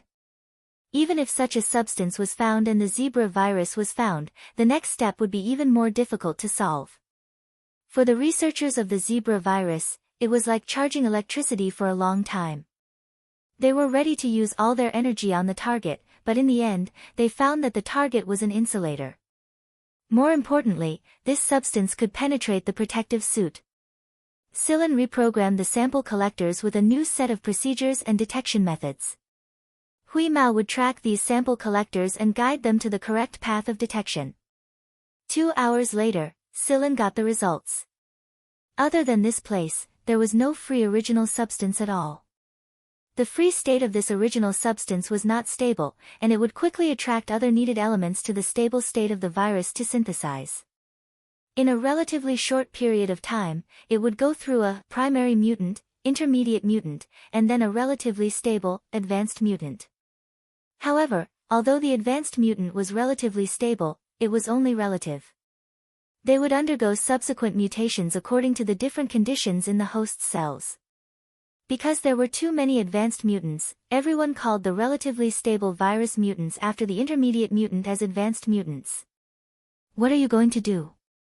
Hui Mao looked at Scylla with a sad face and scratched the ground with its claws. I told you not to come, but you are so stubborn. What are you going to do? Look, you are infected with the virus. Even if your body is different from normal people, you are not superhuman. Do you really think you are a robot? Whis hadn't stopped mumbling since just now, and Scylla didn't reply either. He just sat there quietly and stared at the data displayed on the light screen. After a while, Scylla stood up and walked toward the robot. What are you doing? Don't go. Do you want to die? Hui Mao did not care so much. Its body suddenly expanded, and its appearance became fierce. Its long fangs opened, blocking Scylla's path.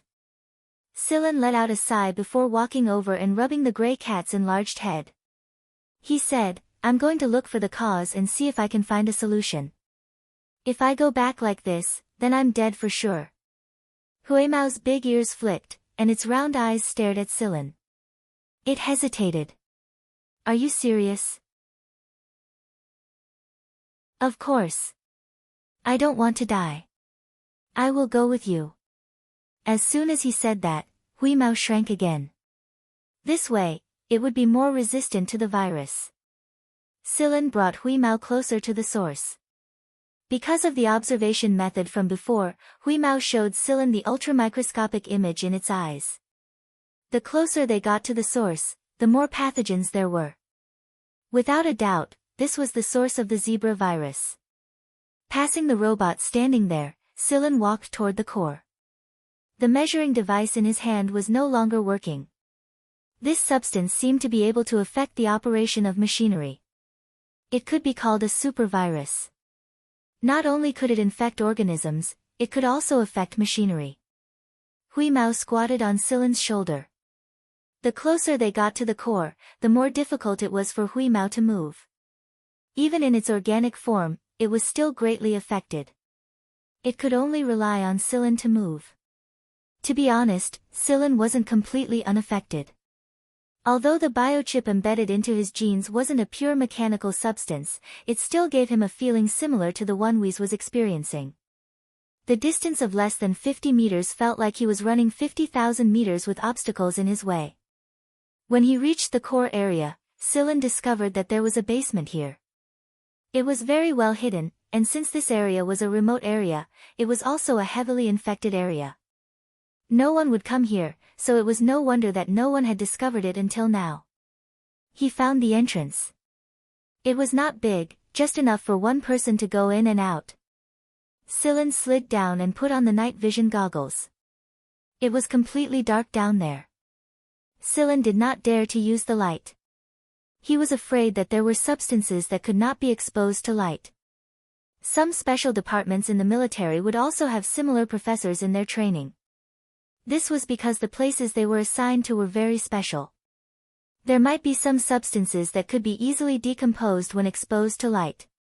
It would be fine if they were non-toxic, but some substances that were originally non-toxic would become highly toxic after being decomposed. Silen did not learn this from the military. When he was still a shadow hunter, he had created many substances that could decompose in light. Although Silen was still wearing the protective suit, it was better to use the night vision goggles to avoid any abnormal events other than vital gases. From the filtered image, it could be seen that there were more pathogens in the basement than outside. It was very likely that the virus was leaked from here. If that was the case, could the zebra virus really be artificially created? If that was true, the person who created the zebra virus could be called a genius, just like the mad scientist Ori Hansen who injected the chip into Silen. There were no signs of animal life here. The laboratory was maintained the same as before. The equipment in the laboratory was not very advanced. Most of the instruments were models that had been eliminated by the Royal Academy of Sciences. Silen found the owner of the place in one of the laboratories. However, the man had been dead for a long time. There was not much decomposition.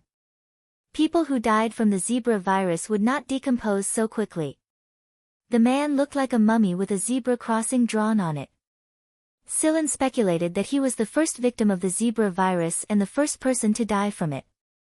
The underground laboratory wasn't big, so Silen quickly walked around it. There were no traces of the zebra virus being produced. A few key machines had been destroyed by the owner of the place, but they were only malfunctioning. Silen could still read some information from them. Hui Mao was not in the right state, so Silen could not count on it. He took out a finger-long cylindrical instrument and waved it over the broken machine. Just as he finished reading the data, the instrument stopped working. This was the best it could do. The influence of the virus around them was too great. Even if Silen was curious, he could not read the information on the spot. Is it done? Hui Mao was feeling very uncomfortable. Yes, let's go up and see what information is hidden in these machines. Silen patted Hui Mao's drooping ears to comfort him. There was one more place that they needed to check before they left. The virus came from there. The dead man was leaning against the lab table. He was holding a stick in his hand. The surrounding instruments were smashed with this stick. Because the man had been infected by the zebra virus, he could not use much strength. That was why the data on the machine could be completely restored. Otherwise, it would have taken a lot more effort.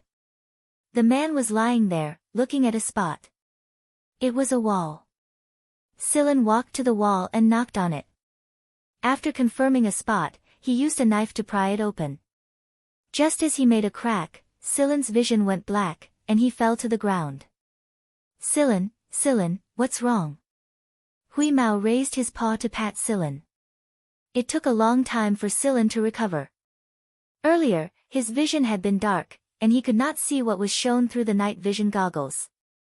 Now that he had recovered, Silen looked up at the wall. From the place where the knife had pried open, there was only a broken bottle.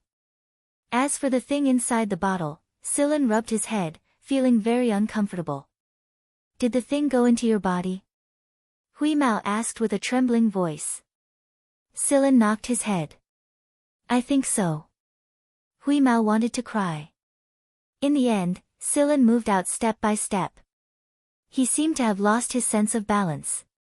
His cerebellum was about to rebel, and his brain was starting to show signs of rebellion. It was not looking good. However, after leaving the underground laboratory, Hui Mao jumped down from Silen's shoulder. He did not know if it was because the thing in the bottle had gone into Silen's body, but Hui Mao was not affected much. After changing his body size, he carried Silen and quickly ran to the aircraft. It did not matter whether the virus was sterilized or not. In any case, he was already infected with the zebra virus. Silen entered directly from the cabin door and not from the sterile room. After returning to the aircraft, Silen sat on a chair and took out a few bottles of medicine to inject. Then, he sat there quietly. Hey, Silen, don't fall asleep. If you fall asleep, you won't wake up. Hui Mao circled around the chair. Who did you hear that from? That's what everyone said.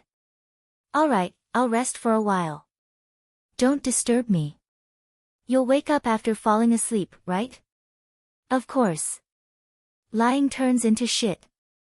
Yes, it turns into shit.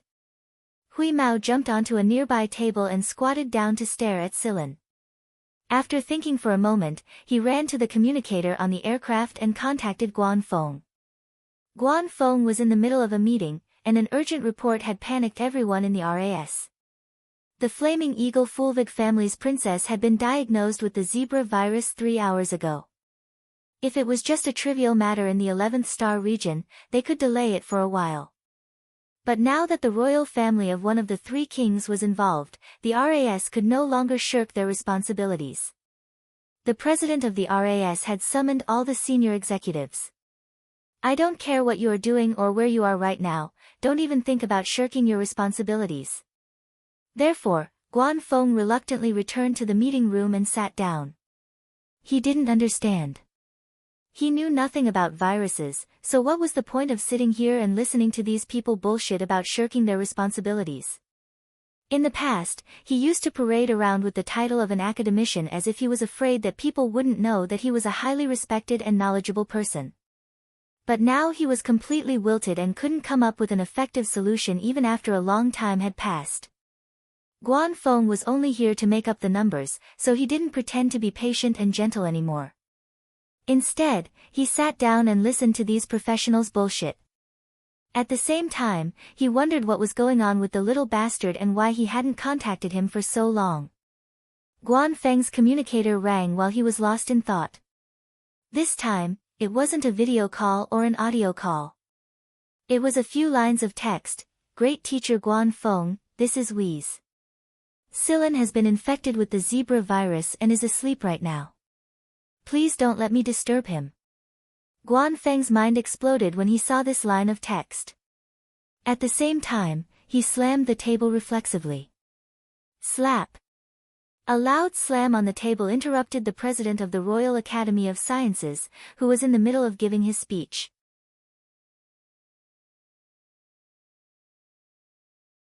Chapter 299. The Dean of the Royal Academy of Sciences was sitting there with a dark expression on his face. A gloomy aura surrounded him. This was the second time Guan Feng had interrupted him like this. It was common knowledge that it was very difficult for a speaker to regain their composure once they were interrupted. His speech had long since vanished into thin air due to the sudden slap. The conference room was completely silent. The managers of the engineering department and the people from the literature department who were spacing out just now were pulled back to their senses and looked around blankly. The people who disliked Guan Feng picked up their glasses and pretended to drink in order to hide the gloating expressions on their faces. Guan Feng, on the other hand, was still staring at his communicator with his head lowered. His expression couldn't be seen clearly, but the pressure around him was incredibly low. His aura was even stronger than the dean's, who was sitting at the highest position in the conference room. The people who were sitting near Guan Feng subconsciously moved their buttocks away from him. The dean was going to call out Guan Feng's name, but he hesitated for a moment when he saw Guan Feng's aura and decided against it. He coughed and drew everyone's attention back to him.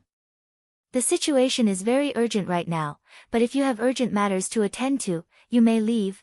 Normally, this kind of talk was just a formality or an indirect knock on someone's head.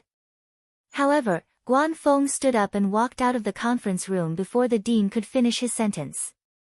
Not a single person in the conference room made a sound to stop him. The dean's expression grew even darker. His heart was beating erratically, and he wanted nothing more than to slam the table twice. In reality, Guan Feng wasn't trying to oppose the dean.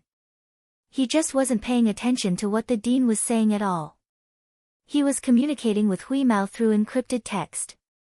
Just now, Hui Mao had asked him what he should do next, but Guan Feng had lost contact with him before he could reply.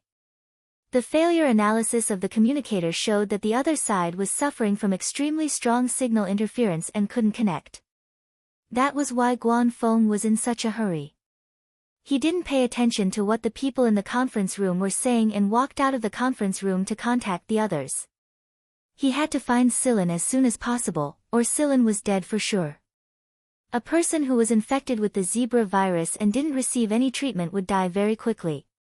While Guan Feng was busy contacting people, something had happened on Silin's side. Hui Mao was in the middle of communicating with Guan Feng when something strange suddenly happened around him.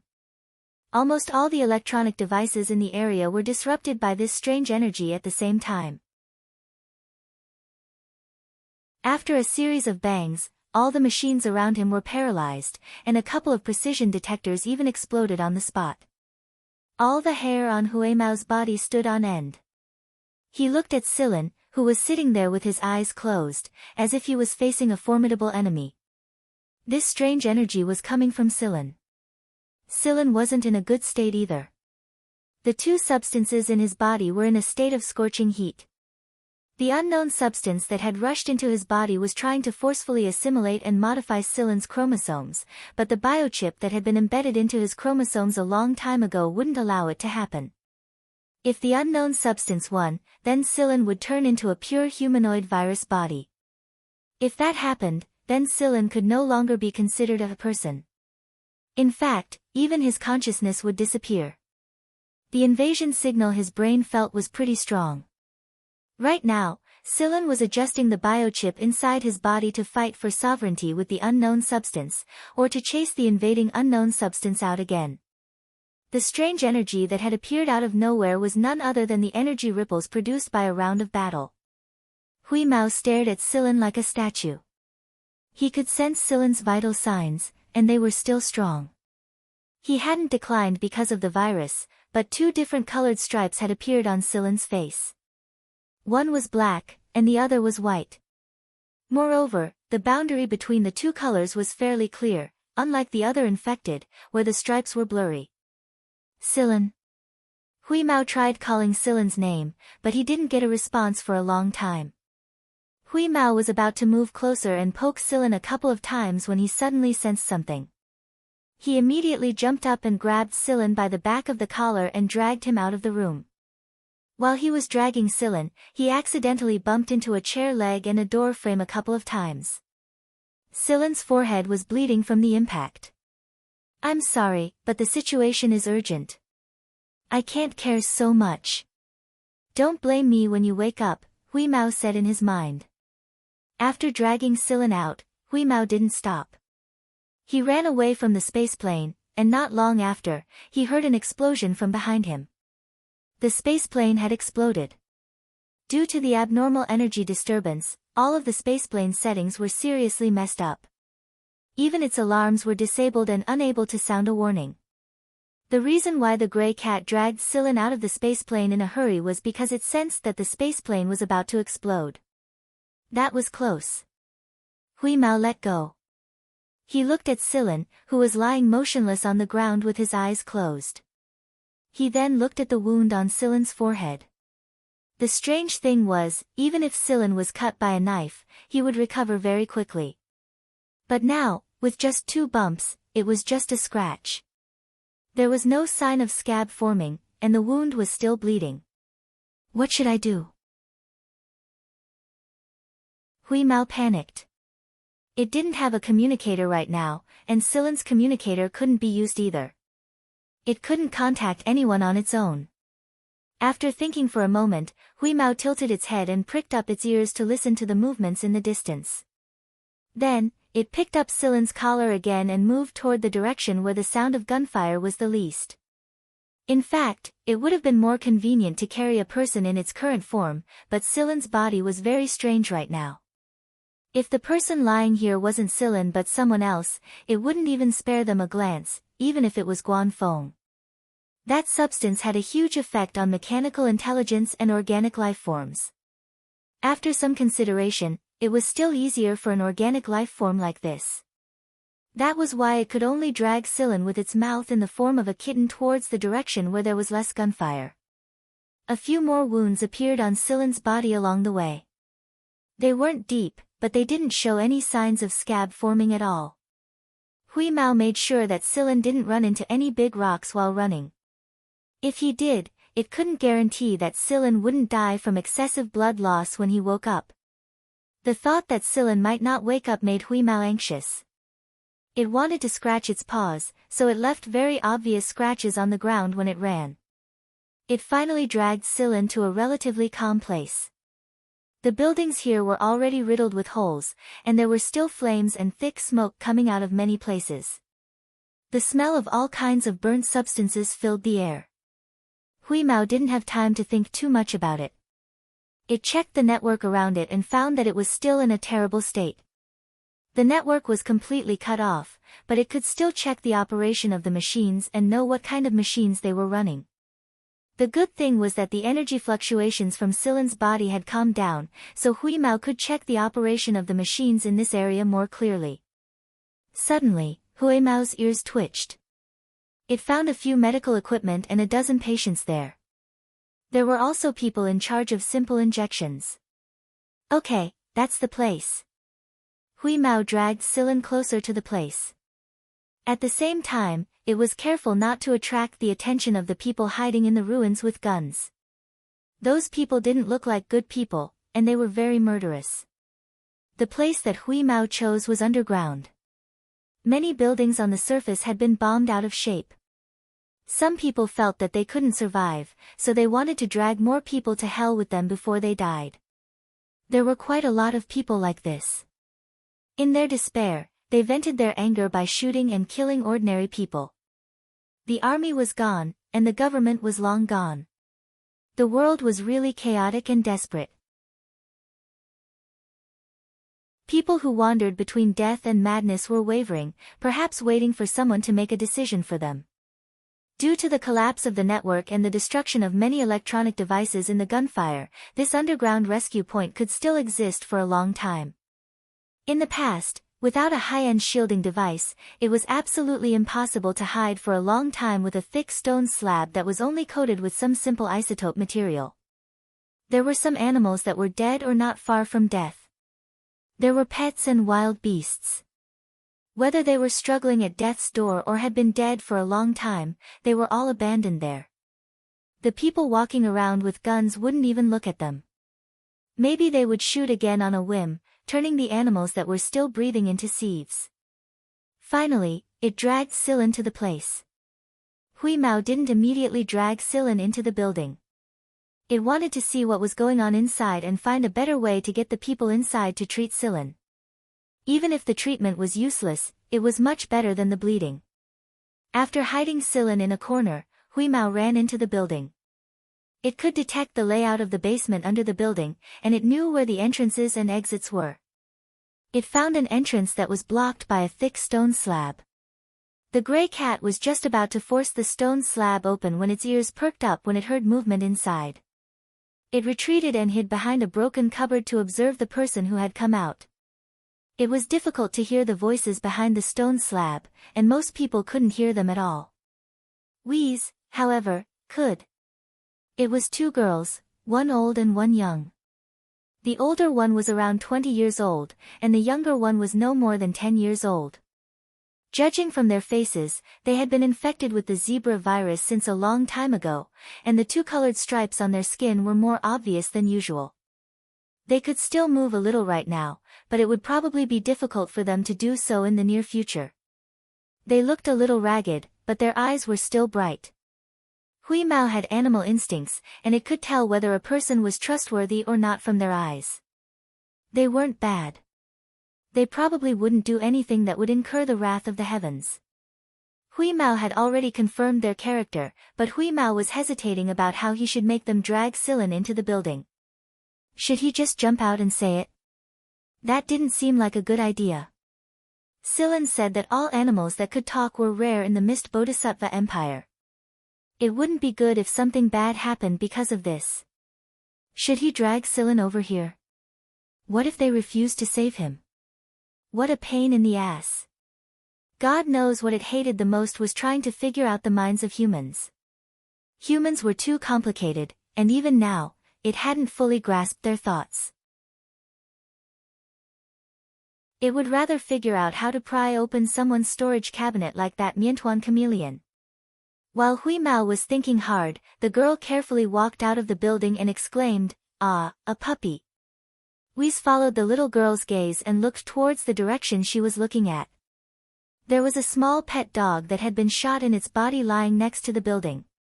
It had lost all mobility due to the virus infection and the gunshot wound, and all it could do was lay there panting with difficulty. It looked like it wouldn't last much longer, but its eyes were still open and staring at the people inside the building. Some people say that a dog's eyes are the most capable of arousing people's sympathy. This dog was one of them. Although its fur was covered in blood, dust, and the stripes caused by the zebra virus, it no longer looked the same as before. However, its eyes, reflecting the light from the burning objects on the street, still made people's hearts tremble. There was no hatred, no jealousy, and no madness common to humans. Even though it had been shot by a human, its eyes were still pure. It was this kind of gaze that made the two people who walked out of the building stop in their tracks. The little girl looked around, and when she didn't see the people with guns, she quickly walked over and carried the puppy in. Hui Mao, who was squatting behind the cabinet, shook his beard. It seemed that he had an idea. Meow, a low, thin meow sounded. The two people inside the building could still hear it, but it was difficult for the people outside the building to hear it, so they didn't have to worry about being discovered by the people outside. The two people who were pitying the pet dog heard the meow and looked toward the cabinet. With the light from the fire outside the building, they saw a kitten that was half the length of an arm.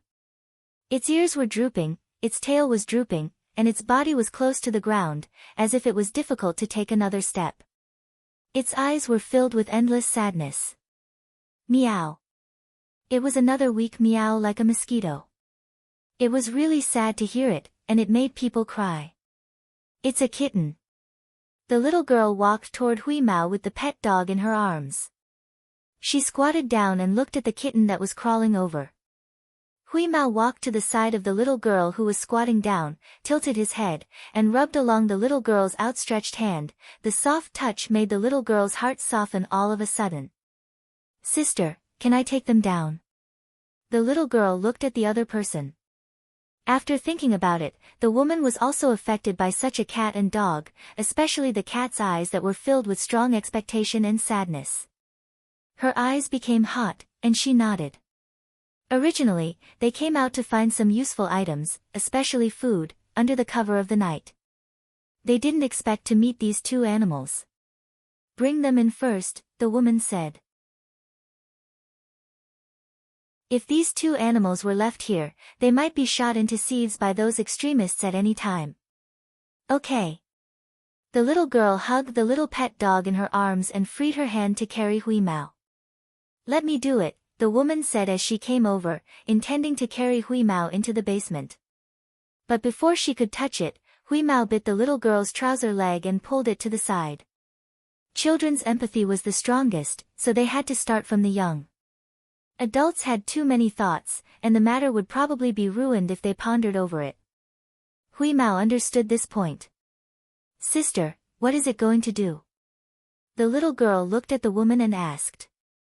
The woman looked for a while and said tentatively, "Is it taking us somewhere?" Hui Mao meowed to express its understanding.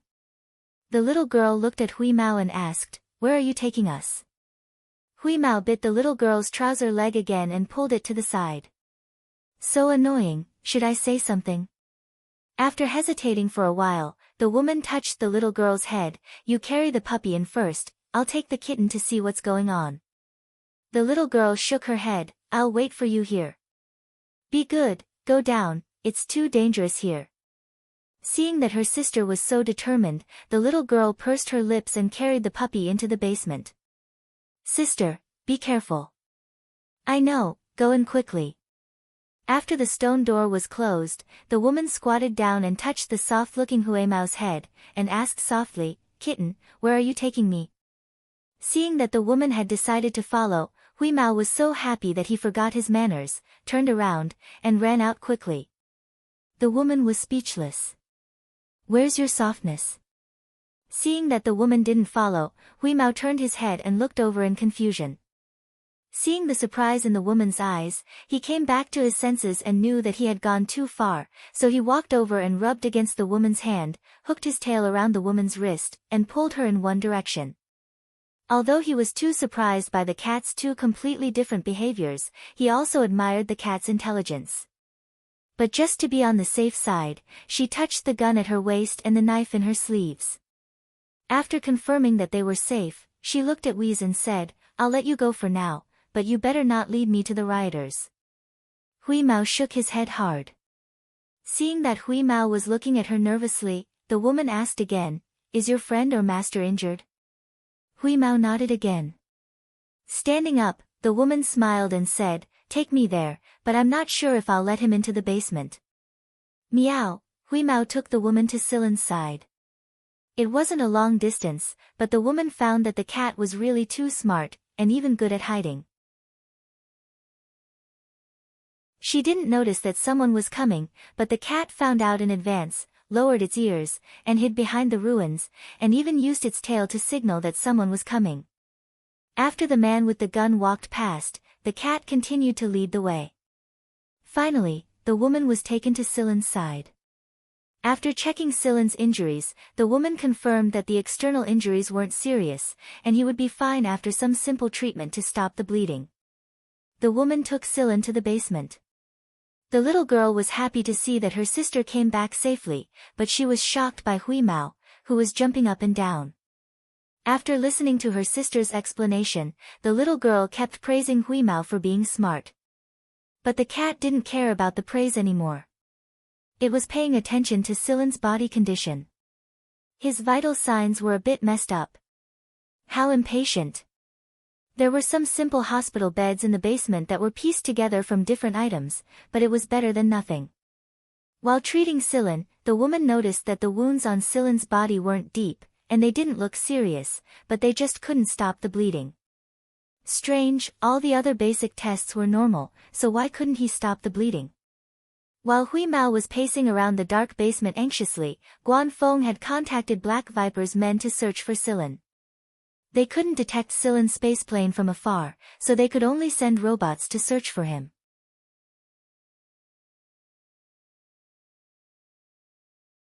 Chapter 300. More than 10 people who had been infected with the zebra virus were lying in the 50-square-meter basement. However, compared to the others, these people were seriously ill and could no longer move freely. The muscles on their bodies had clearly become soft and hard along with the stripes. From their eyes, one could tell what was going on in their minds. Some people's eyes were deathly still as they quietly accepted these useless and barely buffered medical treatments. Some people were filled with unwillingness, resentment, and sorrow. Some people seemed to have thought things through and seemed to be at peace. Their eyes were filled with a look of reminiscence. The former were mostly young people, while the latter were mostly old people. Age brought about different reactions to life-threatening situations. Other than those lying on the simple beds, there were some people who could still move. These people helped clean the patients and change the medication. However, the basement that was originally filled with despair and sorrow changed with the arrival of Hui Mao and Silen. This was the first living animal they had seen in a long time. Many people paid attention to Hui Mao, who was walking around and jumping up and down. The long period of gloom and silence was revived by the jumping of this cat. It was like a ray of sunlight in the darkness. After staying in the darkness for a long time, it was hard to accept this warm light. A woman was sitting in a corner with a 2-year-old child in her arms. The child, who had been sleepy and listless, reached out to Hui Mao happily when he saw Hui Mao. "Mommy, look, it's a kitten that can move." The woman's eyes reddened. She touched the child's hair, which had changed color. Feeling the different texture of the hair in her hands, she said in a low voice, "Yes, it's a kitten that can move." Due to the disaster brought about by the virus, they had forgotten how long it had been since they had seen such a lively and energetic life. Their memories were filled with striped shadows, and under the background of gunfire and smoke, there were wreckages everywhere. There were humans, animals, and even buildings. All of them were gray with stripes. Hui Mao walked around Silen's bed. Silen's body was bleeding profusely. Even though the wound wasn't big and there wasn't much blood loss, he would still die from blood loss if the bleeding continued. Seeing Hui Mao pacing around the bed, the woman sighed. "I don't know why, but the equipment is limited, so I can't do more tests." Hearing this, Hui Mao's ears drooped. The woman didn't dare to look him in the eye. She felt guilty. Hui Mao jumped onto the bed and squatted beside Silen's arm. It checked Silen's physical condition again. It was even messier. What to do? He raised his paw and patted Silen, but there was no response. He patted again and again. Seeing Hui Mao like this, the people around him became even more silent. They had seen many people lying down and never waking up again. Every time they saw such an example, they would wonder how long it would take for them to become like the person lying on the bed. Right now, Silen couldn't give Wiz a response. He had gathered all of his power to fight against the unknown substance, and he couldn't even spare any energy to repair his wounds. Many of the components in his body fluids were no longer what they used to be, and this messy state was caused by the battle between the two entities. Silen thought that he was trying to use the biochip embedded in his chromosomes to fight against the many new zebra viruses brought by the unknown substance. In the end, he realized that he would be the one who would be exhausted the most if he continued to do so. The possibility of driving the unknown substance out of his body was slim. The virus that had entered his body was unusually active because of the appearance of the unknown substance. The two colored stripes on the surface of Silen's body had gradually deepened, and the boundary between the two colors was quite obvious. This meant that the zebra virus in Silen's body was abnormally active. The stable state of his body was on the verge of collapse. Once it did, Silen didn't know if there was any possibility of recovery. But now, the biochip was gradually unable to hold on. If he used this substance to fully activate the biochip, would he have a higher chance of success? No. According to the analysis of the information obtained from the equipment in Ori Hansen's underground laboratory, when the biochip was fully activated, there was a more than 50% chance that the body would be unable to completely integrate with the biochip, resulting in excessive rejection and eventual death. Then, what about the other method? Although it was risky, the success rate was slightly higher than the former. Silen changed his strategy. He no longer forcefully rejected the unknown substance. The biochip that was gradually becoming unstable also gradually calmed down. However, after this period of calmness, Silen suddenly controlled the biochip to break down the unknown substance. Hui Mao's ears twitched. He opened his eyes and looked at Silen. The energy in Silen's body began to appear again, but it was slightly different from before. It seemed that due to excessive energy consumption, Silen's entire body had become a size thinner. His skin wrinkled because of this change, but the wrinkles quickly smoothed out. The epidermal cells began to die, and his skin peeled off piece by piece before turning into powder. What was going on? Hui Mao stared intently at Silen, watching this series of changes that he had never seen before. However, to Hui Mao's relief, the boundary between the two colors of the stripes on Silen's body began to blur. Hui Mao secretly looked around. The lights in the room were dimmer, and most of them were asleep, including the two women. No one paid attention to the situation here, and the people next to them were also asleep. The equipment beside them had flickered a few times, but it did not attract anyone's attention. Perhaps everyone thought that these equipment were the after effects of the previous chaos. Hui Mao looked at Silen again. He raised his claws and lifted Silen's sleeve. The stripes on his arm were the same. Although the blood from the wound had not coagulated, it was no longer flowing. Half an hour later, Hui Mao blew away the layer of ash on the surface of Silen's body due to the death of a large number of cells. The chaotic state in Silen's body had calmed down, but the originally blurry black and white stripes now appeared again, and the boundary between the two stripes was still so clear. What's going on? Hui Mao listened carefully to Silen's heartbeat and relaxed a little. He continued to lie on the ground and keep watch. Another hour passed. The sky outside was starting to brighten, but the basement was still quiet.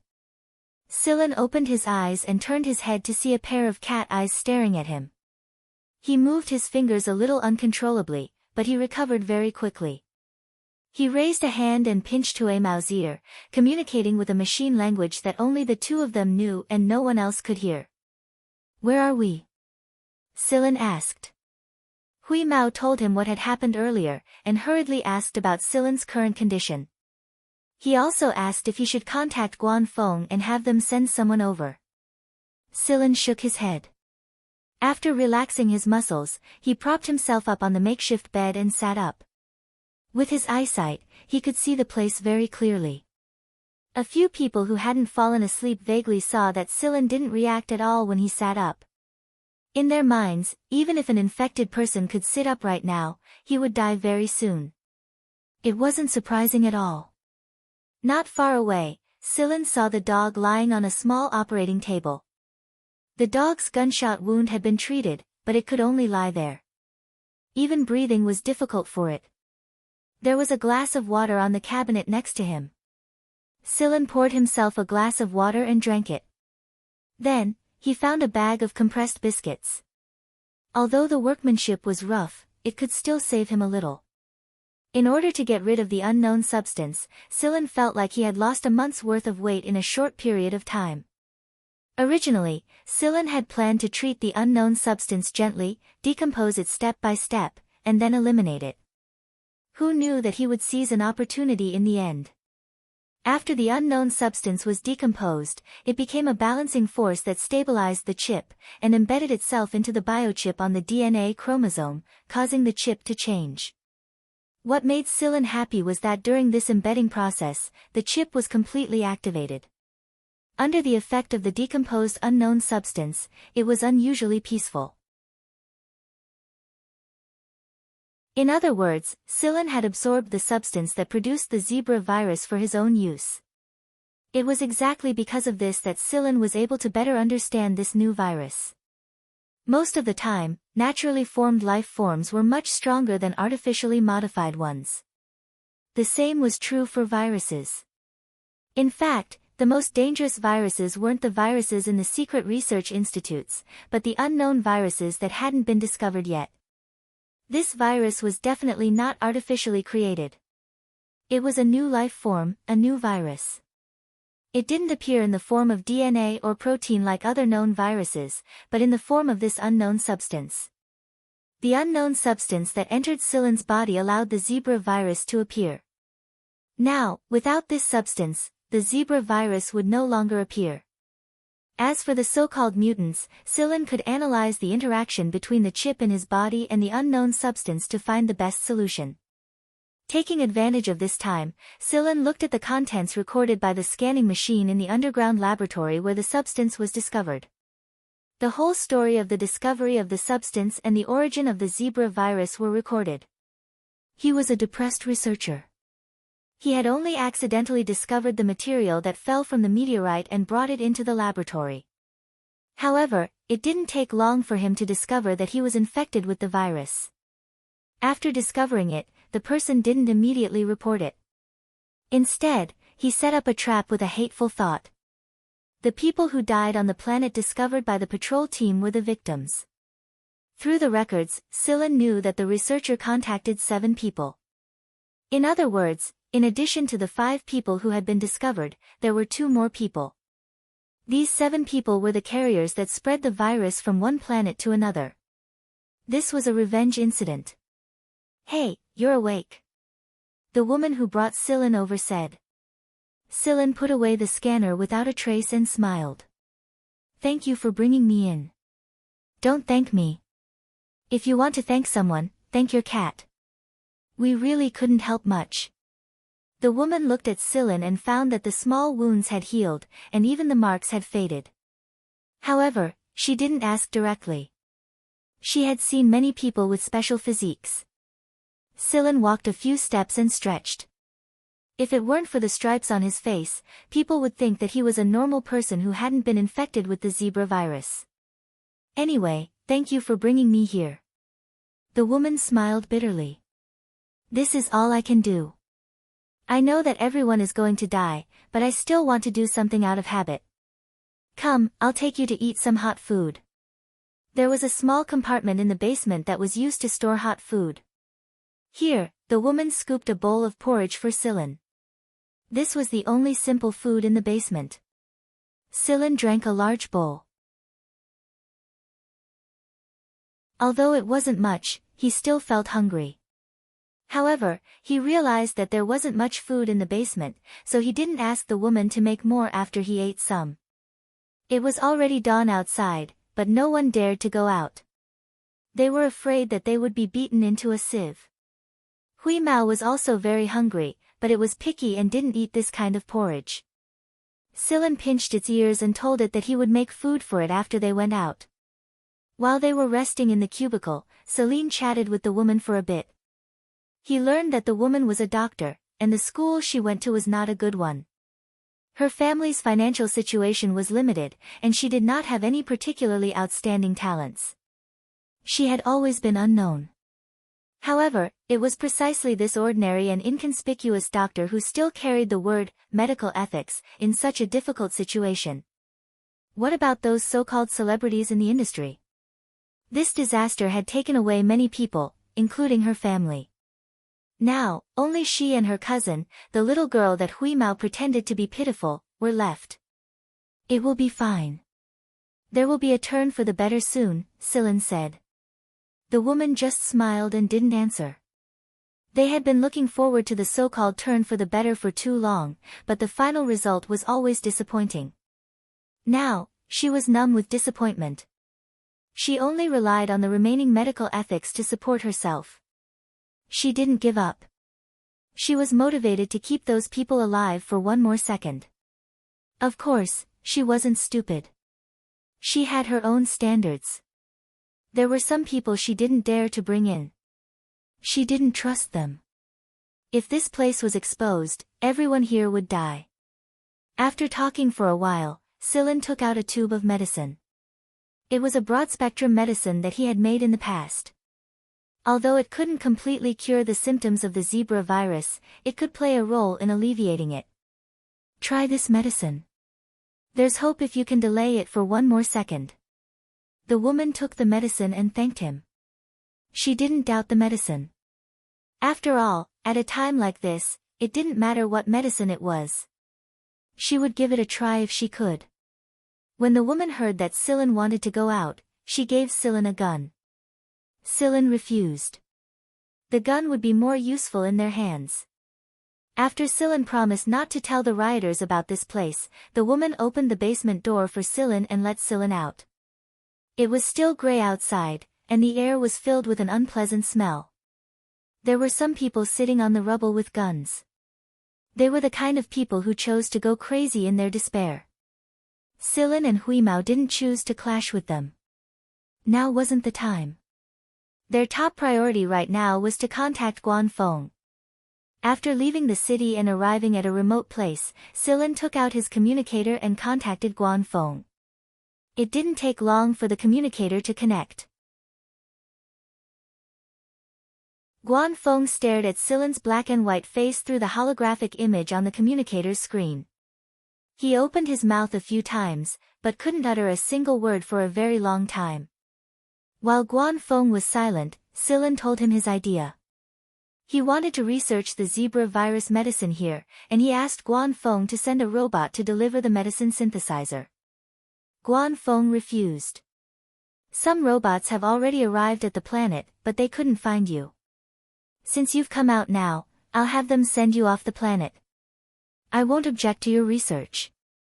The starship I sent out should have arrived outside the planet by now, and there are relevant equipment on it. You can research there, but you can't stay on the planet.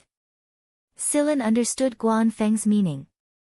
A heavily infected planet like this could be abandoned at any time. If the higher-ups gave the order, Sillin would be able to avoid them easily if he stayed on the starship. Sillin didn't turn down Guanfeng's offer. He needed to hurry up and try to synthesize the medicine. Robots appeared around Sillin before Sillin could finish talking to Guanfeng. They had received the signal and rushed over. A hidden spaceplane was already flying over. After turning off the communicator, Sillin and Huimao went up to the starship. There was indeed a starship waiting outside the planet, but it wasn't Guanfeng's. It looked like Black Viper's starship. There was no way Guanfeng's starship would have such a complete set of medicine synthesizer equipment. Without contacting anyone else, Sillin went straight into the medicine workshop and started trying to synthesize the virus medicine. Huimao crouched on a nearby shelf and asked Sillin during a break, "You look pretty good right now. If it wasn't for that zebra stripe on your face, I wouldn't have thought that you're an infected person at all." Sillin moved his gaze away from the molecular synthesizer and smiled. You can't judge a book by its cover. Under Huimao's wide, round eyes, the black and white zebra stripes on Sillin's body started fading until they disappeared completely. Then, they reappeared and returned to their original black and white appearance. Huimao raised a paw in indignation. Why you're lying again? It can't be helped. At first, I became like that because of the infection, but after I woke up, I was no longer like that. Besides, if others find out about this. Do you want me to be dragged into research by the Royal Academy of Sciences or the bigots of Black Viper? Huimao shook his head violently. Who would be willing to do something like that? In the past, it was afraid of being dragged into research, but now Sillin was in the same situation as well. Very good, I have a companion. So you're saying that you're completely fine now? Huimao wagged his tail happily. You could say that. That's good then. You should get back to work. I'm going to sleep now that I'm full. Go to sleep. Sillin rubbed Huimao's head. It must have been hard on the glutton this time. Now that he finally had a chance to relax, he decided to let it have a good sleep. Half a day later, Sillin chose 3 different medicines from the dozen or so he tested them on infected animals. All of them were fairly effective. He chose the quickest medicine and had the robot take it to some of the heavily infected animals on the planet. If it worked, then it would be a success. After the robot left with the medicine, Sillin had just sat down when his communicator rang. It wasn't Guanfeng this time, but a dispirited bell.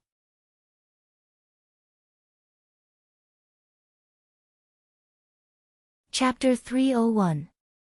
I've finally gotten in touch with you. How did you end up like this? Bell had dark circles under his eyes. He looked lethargic, probably because he'd been crying. His eyes were swollen, and his beard was unkempt. But when he saw the stripes on Sillin's face, he fell silent before he could finish. It's fine, don't worry about me. Just tell me what you need, Sillin said. Although Bell, the prince of the Firehawk royal family, could be quite unreliable at times. He had never been this dejected before. I'm fine. Sillin, how did you get the zebra virus too? Where are you right now? Are you receiving treatment? I'm in the 11th star region. Belle was speechless. That was a heavily infected star region, one that could be completely abandoned. A moment of silence later, Belle asked, "Did you talk about the zebra virus at Cousin Gaga's wedding?" It was obvious that Belle already knew the symptoms of the virus. He asked, "Are there infected people outside the 11th star region as well?" "Yes." Belle rubbed his forehead. The dark circles under his eyes were particularly obvious. Belle explained the situation. His mother had been feeling unwell on her way back from a visit, and zebra stripes had started appearing on her skin. Over 80% of the people she'd brought with her were affected. The rest were being tested for the incubation period, and those that couldn't be released were kept in quarantine. The Fire Eagle Queen had only gone out to visit her family because she was bored. The Fire Eagle King, Belle, and the others hadn't been allowed to go with her. After receiving the news from the steward, the Fire Eagle royal family panicked, the Royal Academy of Sciences panicked, and the news began to leak out of the empire. Everyone began to reject anyone from the 11th star region. At the same time, everyone felt insecure. No matter what the government said, they didn't believe it. There were rumors that the disease was incurable, and those who were unfortunate enough to contract it could only wait for death. "How's your mother doing?" Sillin asked. Belle shook his head. "It's not good. She's in the isolation ward right now, and we can't get in touch with her at all. We can only communicate with her through communicators and video feeds, but if we talk to her for too long, she'll show signs of fatigue." Belle sighed. The Royal Academy of Sciences potions can only serve as a buffer. They say they can solve the problem if they can find the source of the zebra virus, but they're using all the resources of the Firehawk royal family to search for the source of the zebra virus. The two armies of the Empire are also searching for it, but they haven't made any progress yet. Sillin, you. Belle hesitated for a moment. After all, Sillin was also infected. He couldn't be too negative in front of a patient. "It's okay. Just ask me if you have any questions," Sillin said. Belle took a deep breath when he saw that Sillin really didn't seem to care about the current situation. "The main reason I'm contacting you is to ask about the actual situation of this virus. You're more knowledgeable in this field than I am, and I don't believe the words of those people. Tell me, is there really no other way? I need time." Sillin didn't tell Belle about his research. He hadn't gotten the final result yet, so he couldn't promise too much before he could confirm it. "Time." Belle covered his face with a grimace. "I know we need time, but it's uncomfortable here. It's really uncomfortable." Belle tapped his chest heavily on his chest. Belle used to be a man who never left his room, but now he spent almost all of his time outside the quarantine room. "She'll recover soon. It shouldn't take too long. Now, use any medicine that can act as a buffer to buy some time for your mother to hold on. Don't give up on herself. If she gives up on herself, even if the medicine is made, I'm afraid it'll be very dangerous. It's really not long. It won't take long." Belle's eyes were red as if he had grabbed onto his last lifeline. In fact, he thought that Sillin was just comforting himself. "It's the truth.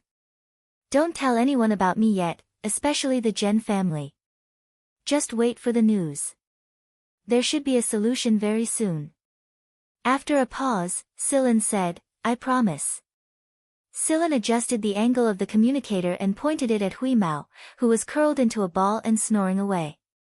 "Look, this cat is sleeping pretty soundly. Does it look like it's worried?" "Not at all." Belle was truly envious of Huimao's ability to sleep so soundly. He didn't even dare to close his eyes. If he did, he'd feel like he'd never see the people he was familiar with again. He forced himself to look at them as best he could. "Sillin, does Teacher Guan know about your situation? If you need protection, don't hesitate. I'll be able to help. Thanks, but it's fine. I just talked to him, so don't worry about me being stubborn. Take care of yourself. If, and I mean if, things get really bad, contact us more often. Don't worry, everything will be fine. Really? After ending the call with Bell, Silen closed his eyes and fell into deep thought. The source of the Fire Eagle consort's Zebra virus infection should be the two people who escaped. These two people were active carriers of the virus, spreading the virus, and then the infected people continued to spread it, spreading it more widely and infecting more people. Silen had already sent the information about the two people to Guanfeng. Guanfeng had already arranged for his men to capture the two virus carriers and take control of the areas they had been to. Of course, that was, if they were still alive. Silen also gave some information about the Zebra virus to Guanfeng. He was in charge of leaking the information to Black Viper and the RAS. It would be a good thing if they could find a better way to cure the Zebra virus. However, although Celine had listed a lot of information about the Zebra virus pathogen, he did not mention the unknown substance that he had absorbed into his body. Just like the chip in his body, it was a secret he had to keep. If it weren't for this discovery, there probably wouldn't be a viable cure for the Zebra virus in the short term. Even if an effective medicine could be made in the end, it would cost the lives of countless people and the destruction of many planets. The robot who brought the drug to the planet to search for seriously ill patients to conduct drug experiments finally sent back a message. Looking at the data and the patient's reaction after being injected with the drug, Silen combined the data and modified the original drug so that it would be more effective on the human body. There were more than 50 people who were injected with the first-generation medicine. They were all severely infected and immobile, and many of them were on the verge of death. 41 people showed signs of improvement after the injection. 6 out of the remaining 9 were more resistant to the medicine because of their constitution, so the medicine wasn't very effective. He would have to wait and see. The remaining 3 people died not long after the injection. It wasn't because the medicine didn't work, but because they were all physically weak. For example, the elderly or those who had been in a suboptimal state all year round. Their bodies were too fragile, and they were already critically ill. They passed away before the medicine could save them. It was good that it was effective. The modified medicine would be injected into the people on the planet in large batches, but the process would take some time. In order to save as many critically ill people as possible, Silen sent the molecular formula and other information of the first-generation medicine to Guanfeng to save the severely infected beyond the 11th star region. It was only limited to the severely infected people. Silen still needed to make some improvements to the medicine, and they would receive better and safer medicine in the end. After Guanfeng received the information about Silen's medicine, he found a person he was on good terms with from the RAS to synthesize the medicine. Although this person wasn't a high-ranking executive, his academic attainment was no less than theirs. He had the right to compete for the position, but he wanted to spend more time on his own research. This was the difference between him and the people who were still sitting in the meeting room. The information on the synthesis of the potion was quickly transmitted to the various people in charge. Now, there were voices of protest and distrust everywhere in the empire. It was filled with anger, despair, and curses. After the people in charge of the various places injected the first-generation potion into those who were in critical condition, a large number of them survived. The stripes on their bodies also showed obvious signs of fading, and their vital signs gradually became stronger. The people who were panicking because of the Zebra virus finally calmed down a lot, but the panic caused by the virus hadn't dissipated yet. They still wanted nothing more than to find a safe shell to hide themselves in. Right now, Guanfeng's fame in the affiliated schools was even greater than the other executives. It was because Guanfeng had already received the first-generation cure for the Zebra virus while they were still holding emergency meetings in the conference room. Not long ago, there were people who accused Guanfeng of leaving the emergency meeting for no reason, ignoring the safety of the Empire's citizens, and ignoring the lives of important people. But now, Guanfeng's actions were undoubtedly a heavy slap to the face. However, Guan Feng didn't take all the credit. He released a statement through the official media and explained that it was all his student Silen's work. Moreover, Silen was also infected by the zebra virus, and he had spent all his time and energy on research even though he was infected. Therefore, he, Guan Feng, would like to pay tribute to everyone who worked tirelessly and even when they were sick. The statement caused a lot of noise, but some of the executives of the RAS looked like shit all day long. They also locked themselves in their labs, claiming that they were doing research. No one knew what was really going on, and they didn't care either. Right now, everyone's attention was on Silen, and they were most concerned about when the second-generation medicine would come out. Although Guan Feng had pushed all of the credit to Silen, his status as a famous mentor of his own school and a famous academician of the Royal Academy of Sciences had been elevated even higher. There were a lot of people who hoped to receive Guan Feng's guidance in the future, and everyone knew that Guan Feng's students were either important people or people who could contribute a lot to the empire like Silen. Who wouldn't be envious when they became famous? Bell had learned about the first-generation medicine as well. His eyes were practically brimming with tears when he heard that the first-generation medicine had come out, and he immediately told his mother a lot of things through the quarantine room's communicator. He was so excited that he took a little too long to talk, so his father pinched his ear and ordered him to go back to sleep.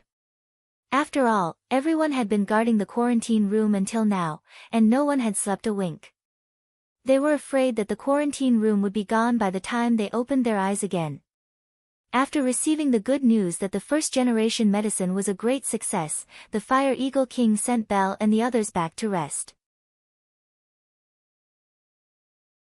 Everyone needed rest too much, and if they continued like this, a bunch of people outside the quarantine room would collapse before the people inside had even died. At the 11th star region, the so-called special department personnel such as Gu Xin and Tu Ba were cooperating with Silen's operation. Christy Hadar and the Emperor of the Mist Bodhisattva Empire had ordered them to cooperate with Silen's operation as much as they could. Silen had the highest authority to command all department personnel stationed at the 11th star region, and he had also sent out a portion of the military to start treating the 11th star region. The special department was in the open, and the robots were in the dark. At the same time, the military and government personnel of every planet were forced to cooperate. Those who didn't would be punished by the department personnel. What else do you want at a time like this? Profit? Fuck off. Silen sent someone to the basement where the second batch of medicine was being tested. He injected the second-generation medicine into both the critically ill person and the dog inside. The planet was already under the control of the newly dispatched army. The messy streets were being cleaned up by large cleanup machines, and the extremists who had gone too far had been killed. Maybe they weren't like this because of the virus. The chaos caused by the virus was nothing more than a fuse for them to vent their bloodlust. The second-generation medicine was a lot more successful than the first. Black Viper had also developed a couple of medicines based on the information Silen had provided and the results of the first-generation medicine. However, Silen's second-generation medicine was slightly better than the first. Silen wasn't satisfied with the second-generation medicine's success. It was because the second-generation medicine still had a flaw, but Silen didn't know how to fix it in the short term. That was why he summoned some people from Black Viper's research department as one of Black Viper's 3 leaders, including Neo, who was stubbornly refusing to inject himself with the medicine he had developed. There were a lot of people who were in the same situation as Neo. Although they weren't critically ill, their thoughts and attitude made them look like idiots to most people. The second-generation medicine had been handed out, and many places in the Empire with infected people switched to using it. Everyone was much more confident when they saw the results. The government used the second-generation medicine's momentum to spread encouragement and attack those who spread rumors. Silen didn't pay attention to any of this. He gathered some people from Black Viper to discuss and improve the second-generation medicine's flaws. Silen had his own way of dealing with these paranoid research maniacs. Soon, everyone, including Neo, was discussing the second-generation medicine through their communicators. This was a summit without any RAS personnel. Later on, it became known as the Zebra Summit. the public's understanding of the summit was limited. Some people speculated that Scylla had gathered a lot of hidden geniuses to participate in this meeting, and most of these mysterious folk experts were infected with the zebra virus. That was why a lot of people went to the 11th star region to search for the real person after the conference. Many versions of the Zebra Summit experts had appeared, but Scylla couldn't help but feel helpless. That being said, he had to admit that there were a lot of scholars who had been buried for a long time because of this event. Of course, this was a story for another time, so let's not talk about it for now. Speaking of which, the people of Black Viper shared their thoughts as if they had found a common voice when Scylla gathered them together for the seminar. In their opinion, the empire was filled with humans who weren't of their own race and had the intelligence of chimpanzees. Their IQ wasn't on the same level, so of course they wouldn't say anything if they didn't agree. That was why they were a lot more relaxed now that they had found their own kind. The discussion at the conference was intense, and it was all professional knowledge. Even some people in this field might not be able to understand it. In Tu Ba's words, it was so profound that it made one's hair stand on end. This was the deep understanding of a soldier. Soldiers could understand the use of various machines, could understand the analysis of many kinds of codes, and could understand signal dissection. However, things like virus research were like listening to a book from heaven to them. They weren't in the same plane. After the conference, the third-generation medicine was finally produced. This was the perfect medicine in everyone's heart. Even those with weak constitutions or those with strong rejection could use it without any side effects. The Firehawk concubine's condition quickly improved after using this medicine. With the popularization of the third-generation medicine, everyone knew the name, Scylla, and the Zebra Summit that produced the third-generation medicine. Scylla didn't take all the credit, but the people from Black Viper couldn't be made public, so they hid their key information. Scylla looked at the planet being repaired through the paintings on the starship. From space, the planet was no longer filled with flames, nor was it covered in haze. The small city that Scylla had stayed in was also gradually recovering. The sky had become clear. One could see the white and clean clouds after the end of the chaotic world. The blue sky made people want to sink into such clarity. Although it hadn't been too long since the outbreak of the virus, it was only a few dozen days. But after that, it might be a few years, a few decades, or even until they grew old. The people on this planet wouldn't forget this gray memory. The woman in the basement was also standing outside. She didn't bring out a stool and just sat on the ground while leaning against the building. Beside her, the little girl was hugging the pet dog that survived and basking in the sun on the street that had been cleaned up. There were some children running on the street. There were still some streaks on their faces that hadn't completely faded, but their bodily functions were already recovering. Soon, they would be able to run and jump to their heart's content. After this, people treasured this God-given mobility even more. The joy of escaping from death's door wasn't very intense. There were no cheers or crazy shouts. Everyone just smiled faintly as they looked at the children who had survived the disaster running on the street. The city that was riddled with holes under the sun was no longer the same as in their memories. However, this kind of city that was coated with a layer of golden light made people tear up uncontrollably. Everything would be better.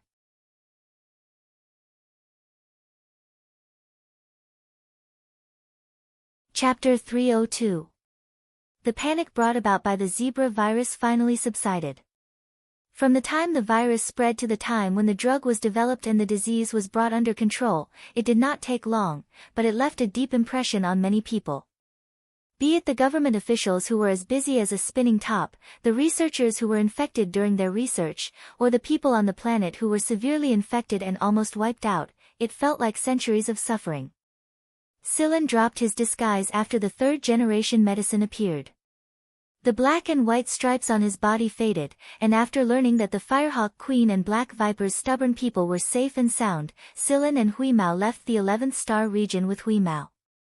Everything had been arranged, so he didn't need to stay and supervise anymore.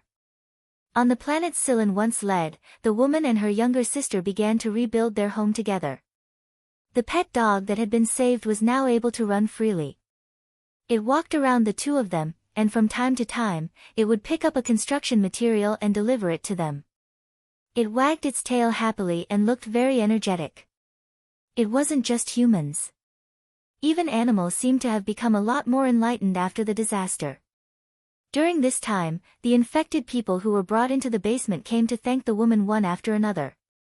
Those who could afford to leave the planet were planning to migrate to other planets where they had relatives to help them. They didn't want to stay on this planet that had given them gray memories any longer. Before they left, they asked for the woman's opinion. If she was willing, they would help her leave. But the woman refused. Her home was here, and she would rebuild it with her own hands even if it was destroyed. While they were busy, a rescue robot sent by the Empire delivered a notice to them. It was a notice from the best medical school in the 11th star region. It was one of the top 10 medical schools in the entire Mist Bodhisattva Empire. Moreover, the notice stated that tuition is free, and family members were allowed to come with them. Medical schools were all about qualifications, and the woman's future was guaranteed to be bright after she went to this school. Everyone looked at the woman enviously. They were all wondering what kind of background she had to have received this notice. Everyone knew that to enter such a good school, one had to have extraordinary qualifications or a strong background. Women were not people with extraordinary qualifications. If that was the case, they would not be where they were now, staying on this small planet that was not developing well. So she had a background. But if they had any background, they would have been sent out like the people from the planetary government. Before the emergence of the virus potion, the woman was also in a very difficult situation, almost like everyone else waiting for death. It was not right to say that she had a background. The woman pulled out the notice. There was a note under the notice. I said it would be fine. Thank you for your help, and please keep the faith in your heart. There was no signature, but the woman already knew who it was. Besides, there was a cat's paw print on the back of the note. If the person with the cat had such a strong background, why would he stay on this small planet that was almost abandoned at such a critical time? The woman couldn't understand. What the woman didn't understand was that the person with the cat was currently on his way back to the Empire's star sector. As long as the signal reception was normal, Silen would have to face many people's questions and reprimands, such as Genya. Genya was very angry, very angry. If he hadn't seen the media report, he still wouldn't have known that Silen had been infected with the zebra virus. This little bastard actually went to the 11th star region that everyone avoided. More importantly, he didn't even tell him that he had been infected. If there really was an accident. Genya didn't dare think about it. His brothers Zhen Liao and Silen were the two people he valued the most in the Empire. He didn't want any accidents to happen to either of them. Because of this, the usually gentle Genya gave Guan Feng a good scolding. Zhen Liao was drinking tea at the side, and Guan Feng was quite amused to see the sullen look on Genya's face. Therefore, not only did Silen have to endure Genya's scolding, but he also had to endure Guan Feng's scolding as well. This time, Guan Feng was seriously scared out of his wits, or he wouldn't have slammed the table in the RAS conference room without any scruples. However, Guan Feng also brought a piece of news after Genya and Zhen Liao's scolding. Silen had been invited by the RAS. Therefore, when Silen returned to the capital star region to visit Genya at the Zhen family and arrived at the affiliated school, Silen received an invitation from the RAS. The RAS's invitation basically meant one thing: Silen will be accepted into the RAS as an exception. Why was it an exception? According to the RAS's standards, one needed qualifications, great research contributions, and a smooth graduation. If one couldn't even graduate, the RAS wouldn't accept them easily.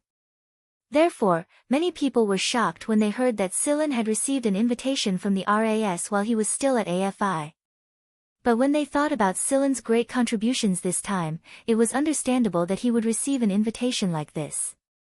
However, there was a small argument during the invitation process.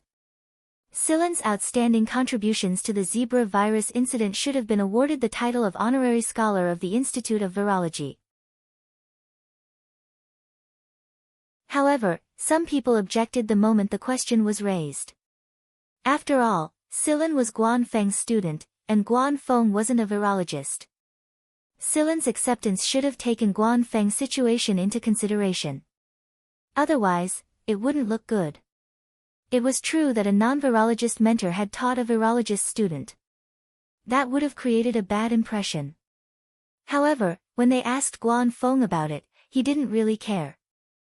Who said he couldn't teach a virologist student when he was practically illiterate about viruses? Plus, what Guan Feng cared about the most wasn't which department Silen would end up in, but whether he could enter the RAS or not. How could the great leader of Black Viper's academic department not be qualified to enter the RAS? Guan Feng didn't expect this day to come so soon. How gratifying. Since his mentor had agreed, it wasn't appropriate for anyone else to voice their opinions. Since his mentor had expressed his opinion, it meant that he would shoulder all responsibility for the future. Therefore, Silen was awarded the title of Honorary Scholar of the RAS's Institute of Virology on the day he entered the RAS. Becoming an honorary scholar was just a part of the process. As long as Silen didn't step out of line too much during this period of time, it was only a matter of time before he became an academician. From an outsider's point of view, Silen's backer was Guan Feng, and no one in the RAS could disrespect Guan Feng just like that. Right now, Guan Feng's popularity in the empire was so great that he was practically a role model for all teachers. Of course, the higher-ups of the RAS wouldn't do anything stupid. Even if Guan Feng's behavior in the meeting room was embarrassing, it was still a special time. They couldn't use normal standards to judge people during special times. Therefore, not only could they not give Silen and Guan Feng a hard time, they had to greet them with a smile. Now that he had accepted the title and officially entered the RAS, it was time to follow the RAS's standards.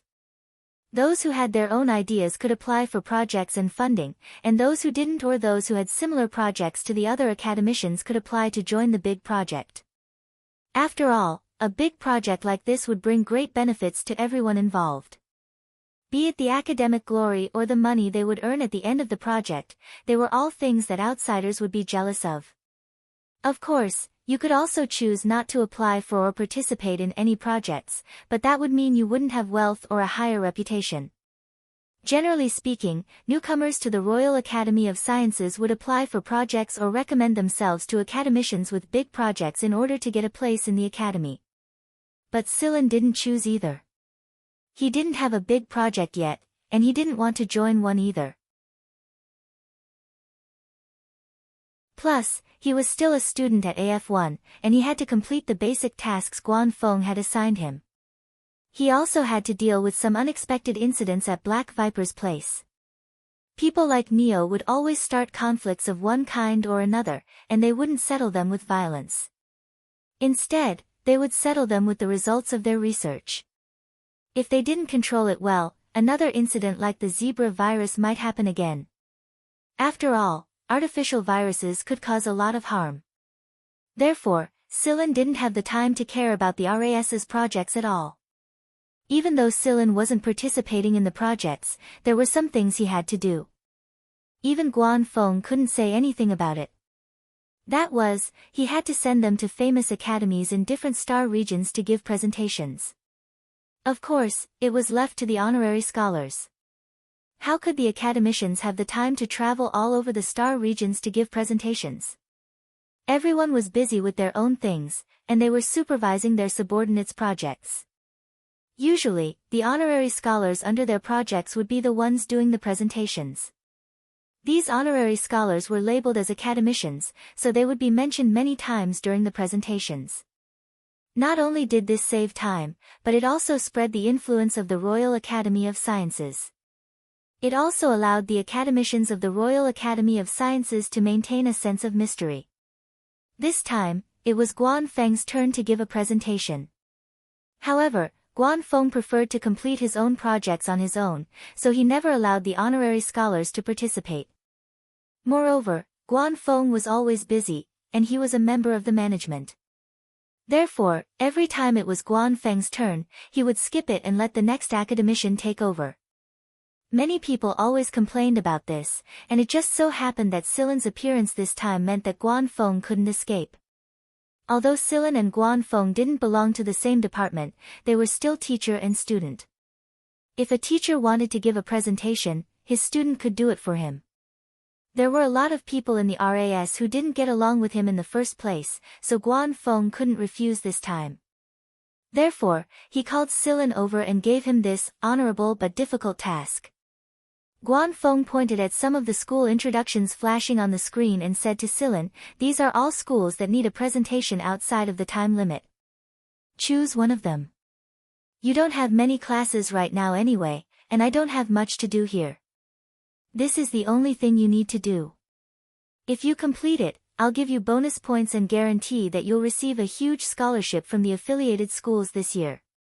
Silen shot Guan Feng a sideways glance before walking up to the screen and flipping through it. Silen's hand suddenly paused. "This one then." Guan Feng looked at the school information on the screen and came to a sudden realization. "Oh, this one then.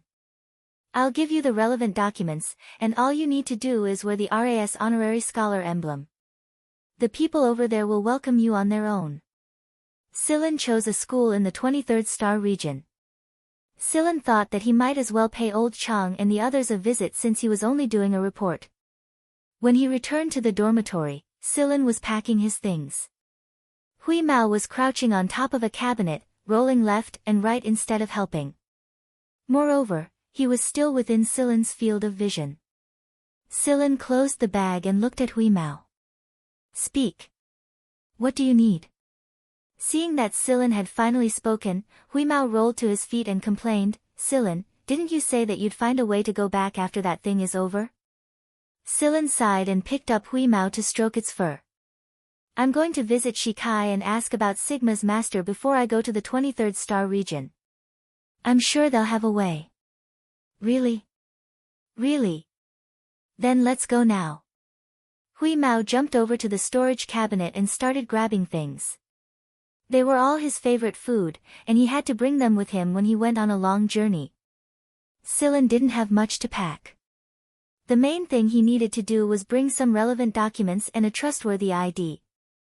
It would be a waste of time and trouble if someone questioned his identity. Silen didn't wait for the RAS guards to escort him.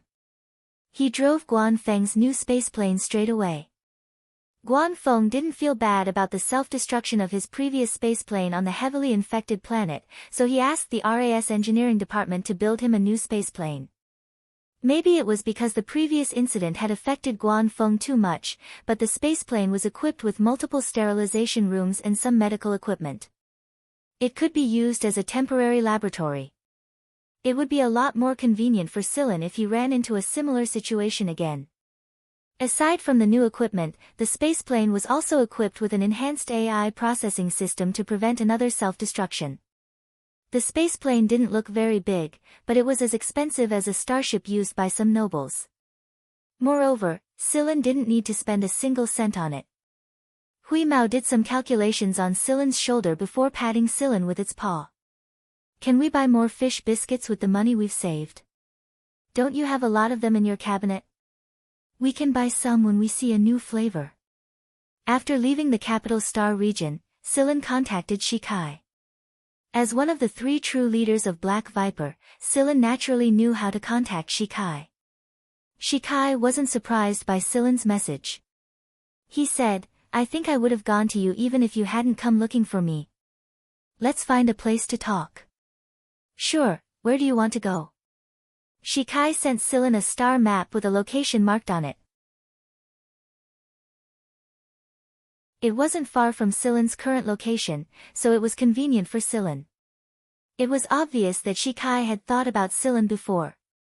"I have a space fortress here. It's my personal property." This meant that Silen didn't need to worry about it. It was well hidden. "Alright, I'll head over right now." He calculated the time and noted that there was still some time before the scheduled report time. It was enough time for Silen and Shikai to chat. Most of the people on Shikai's space fortress were robots, so Shikai was already waiting for them by the time Silen and Hui Mao arrived. Neither of them liked to beat around the bush, so Sillin didn't explain his true intentions. He didn't know much about Shikai yet, and the information Black Viper had given him was limited. Guan Feng had told him that he would have to ask the man himself if he wanted to know more about Shikai. Shikai didn't mind either. He told Guan Feng about his family's situation in Black Viper first. Shikai's family had a very special status in Black Viper, or rather, his ancestors had always had a special status in Black Viper. They didn't participate in Black Viper's management, but almost all of them shared power with Black Viper's people.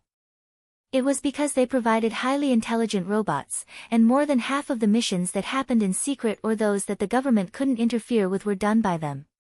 However, there had never been any betrayal. Shikai said that his ancestor had signed a contract with the founder of Black Viper, the Mist Bodhisattva Emperor at the time. Black Viper would provide the Shi family with a place to live and the production of robots in exchange for not betraying Black Viper. According to the family's records, that ancestor was a good friend of Sir Freeman. If it wasn't for Sir Freeman, the Shi family and these robots wouldn't exist today. That's why the Shi family abides by the contract and never betrays Black Viper. It's like a program that we can't break. What happened back then? What happened back then? Sillin asked. I'm not sure myself. Many generations of Shi family members have searched for the truth, but to no avail. All we know is that Sir Freeman saved the Shi family, and we cannot betray Black Viper. Even the royal family doesn't know. They don't know. Neither the Mist Bodhisattva Emperor nor Sir Freeman told anyone else. What about Black Viper? Someone tried to find it in the past, but Black Viper didn't have much intelligence back then, and it didn't have any important memories of the Shi family. All it remembers is His Excellency Freeman. As for the others, perhaps they are not important to it. The more Shikai said, the more Hui Mao's ears drooped.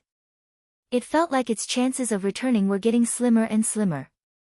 A moment of silence later, Sillin asked, do you have any sentient robots in your possession? Like. I know what you're talking about, Shikai said before Celine could finish explaining. Rubbing his forehead, Shikai continued, in the history of the Shi family, they have created 5 such robots. Other than their mechanical bodies, they are almost the same as humans. They have their own thoughts, personalities, emotions, and their own views. Later on, we called them the original robots. The original project was something the Shi family had been working on for a long time, but not a single qualified original robot has ever appeared. No one knows how the ancestors of the Shi family created those 5 original robots, and there are no records of it. That's why we've been searching for the truth all this time. Maybe the original method was hidden during that time. Where are the 5 original robots now? What are they called? You're tuning in to the Blissful Bookshelf YouTube channel. We're so grateful for your support, and don't forget to subscribe to join us on this incredible journey through captivating stories. Your generosity through donations truly makes a world of difference, as it's the primary source of revenue that allows me to expand and enhance this channel for you. Thank you from the bottom of my heart for being a part of this adventure.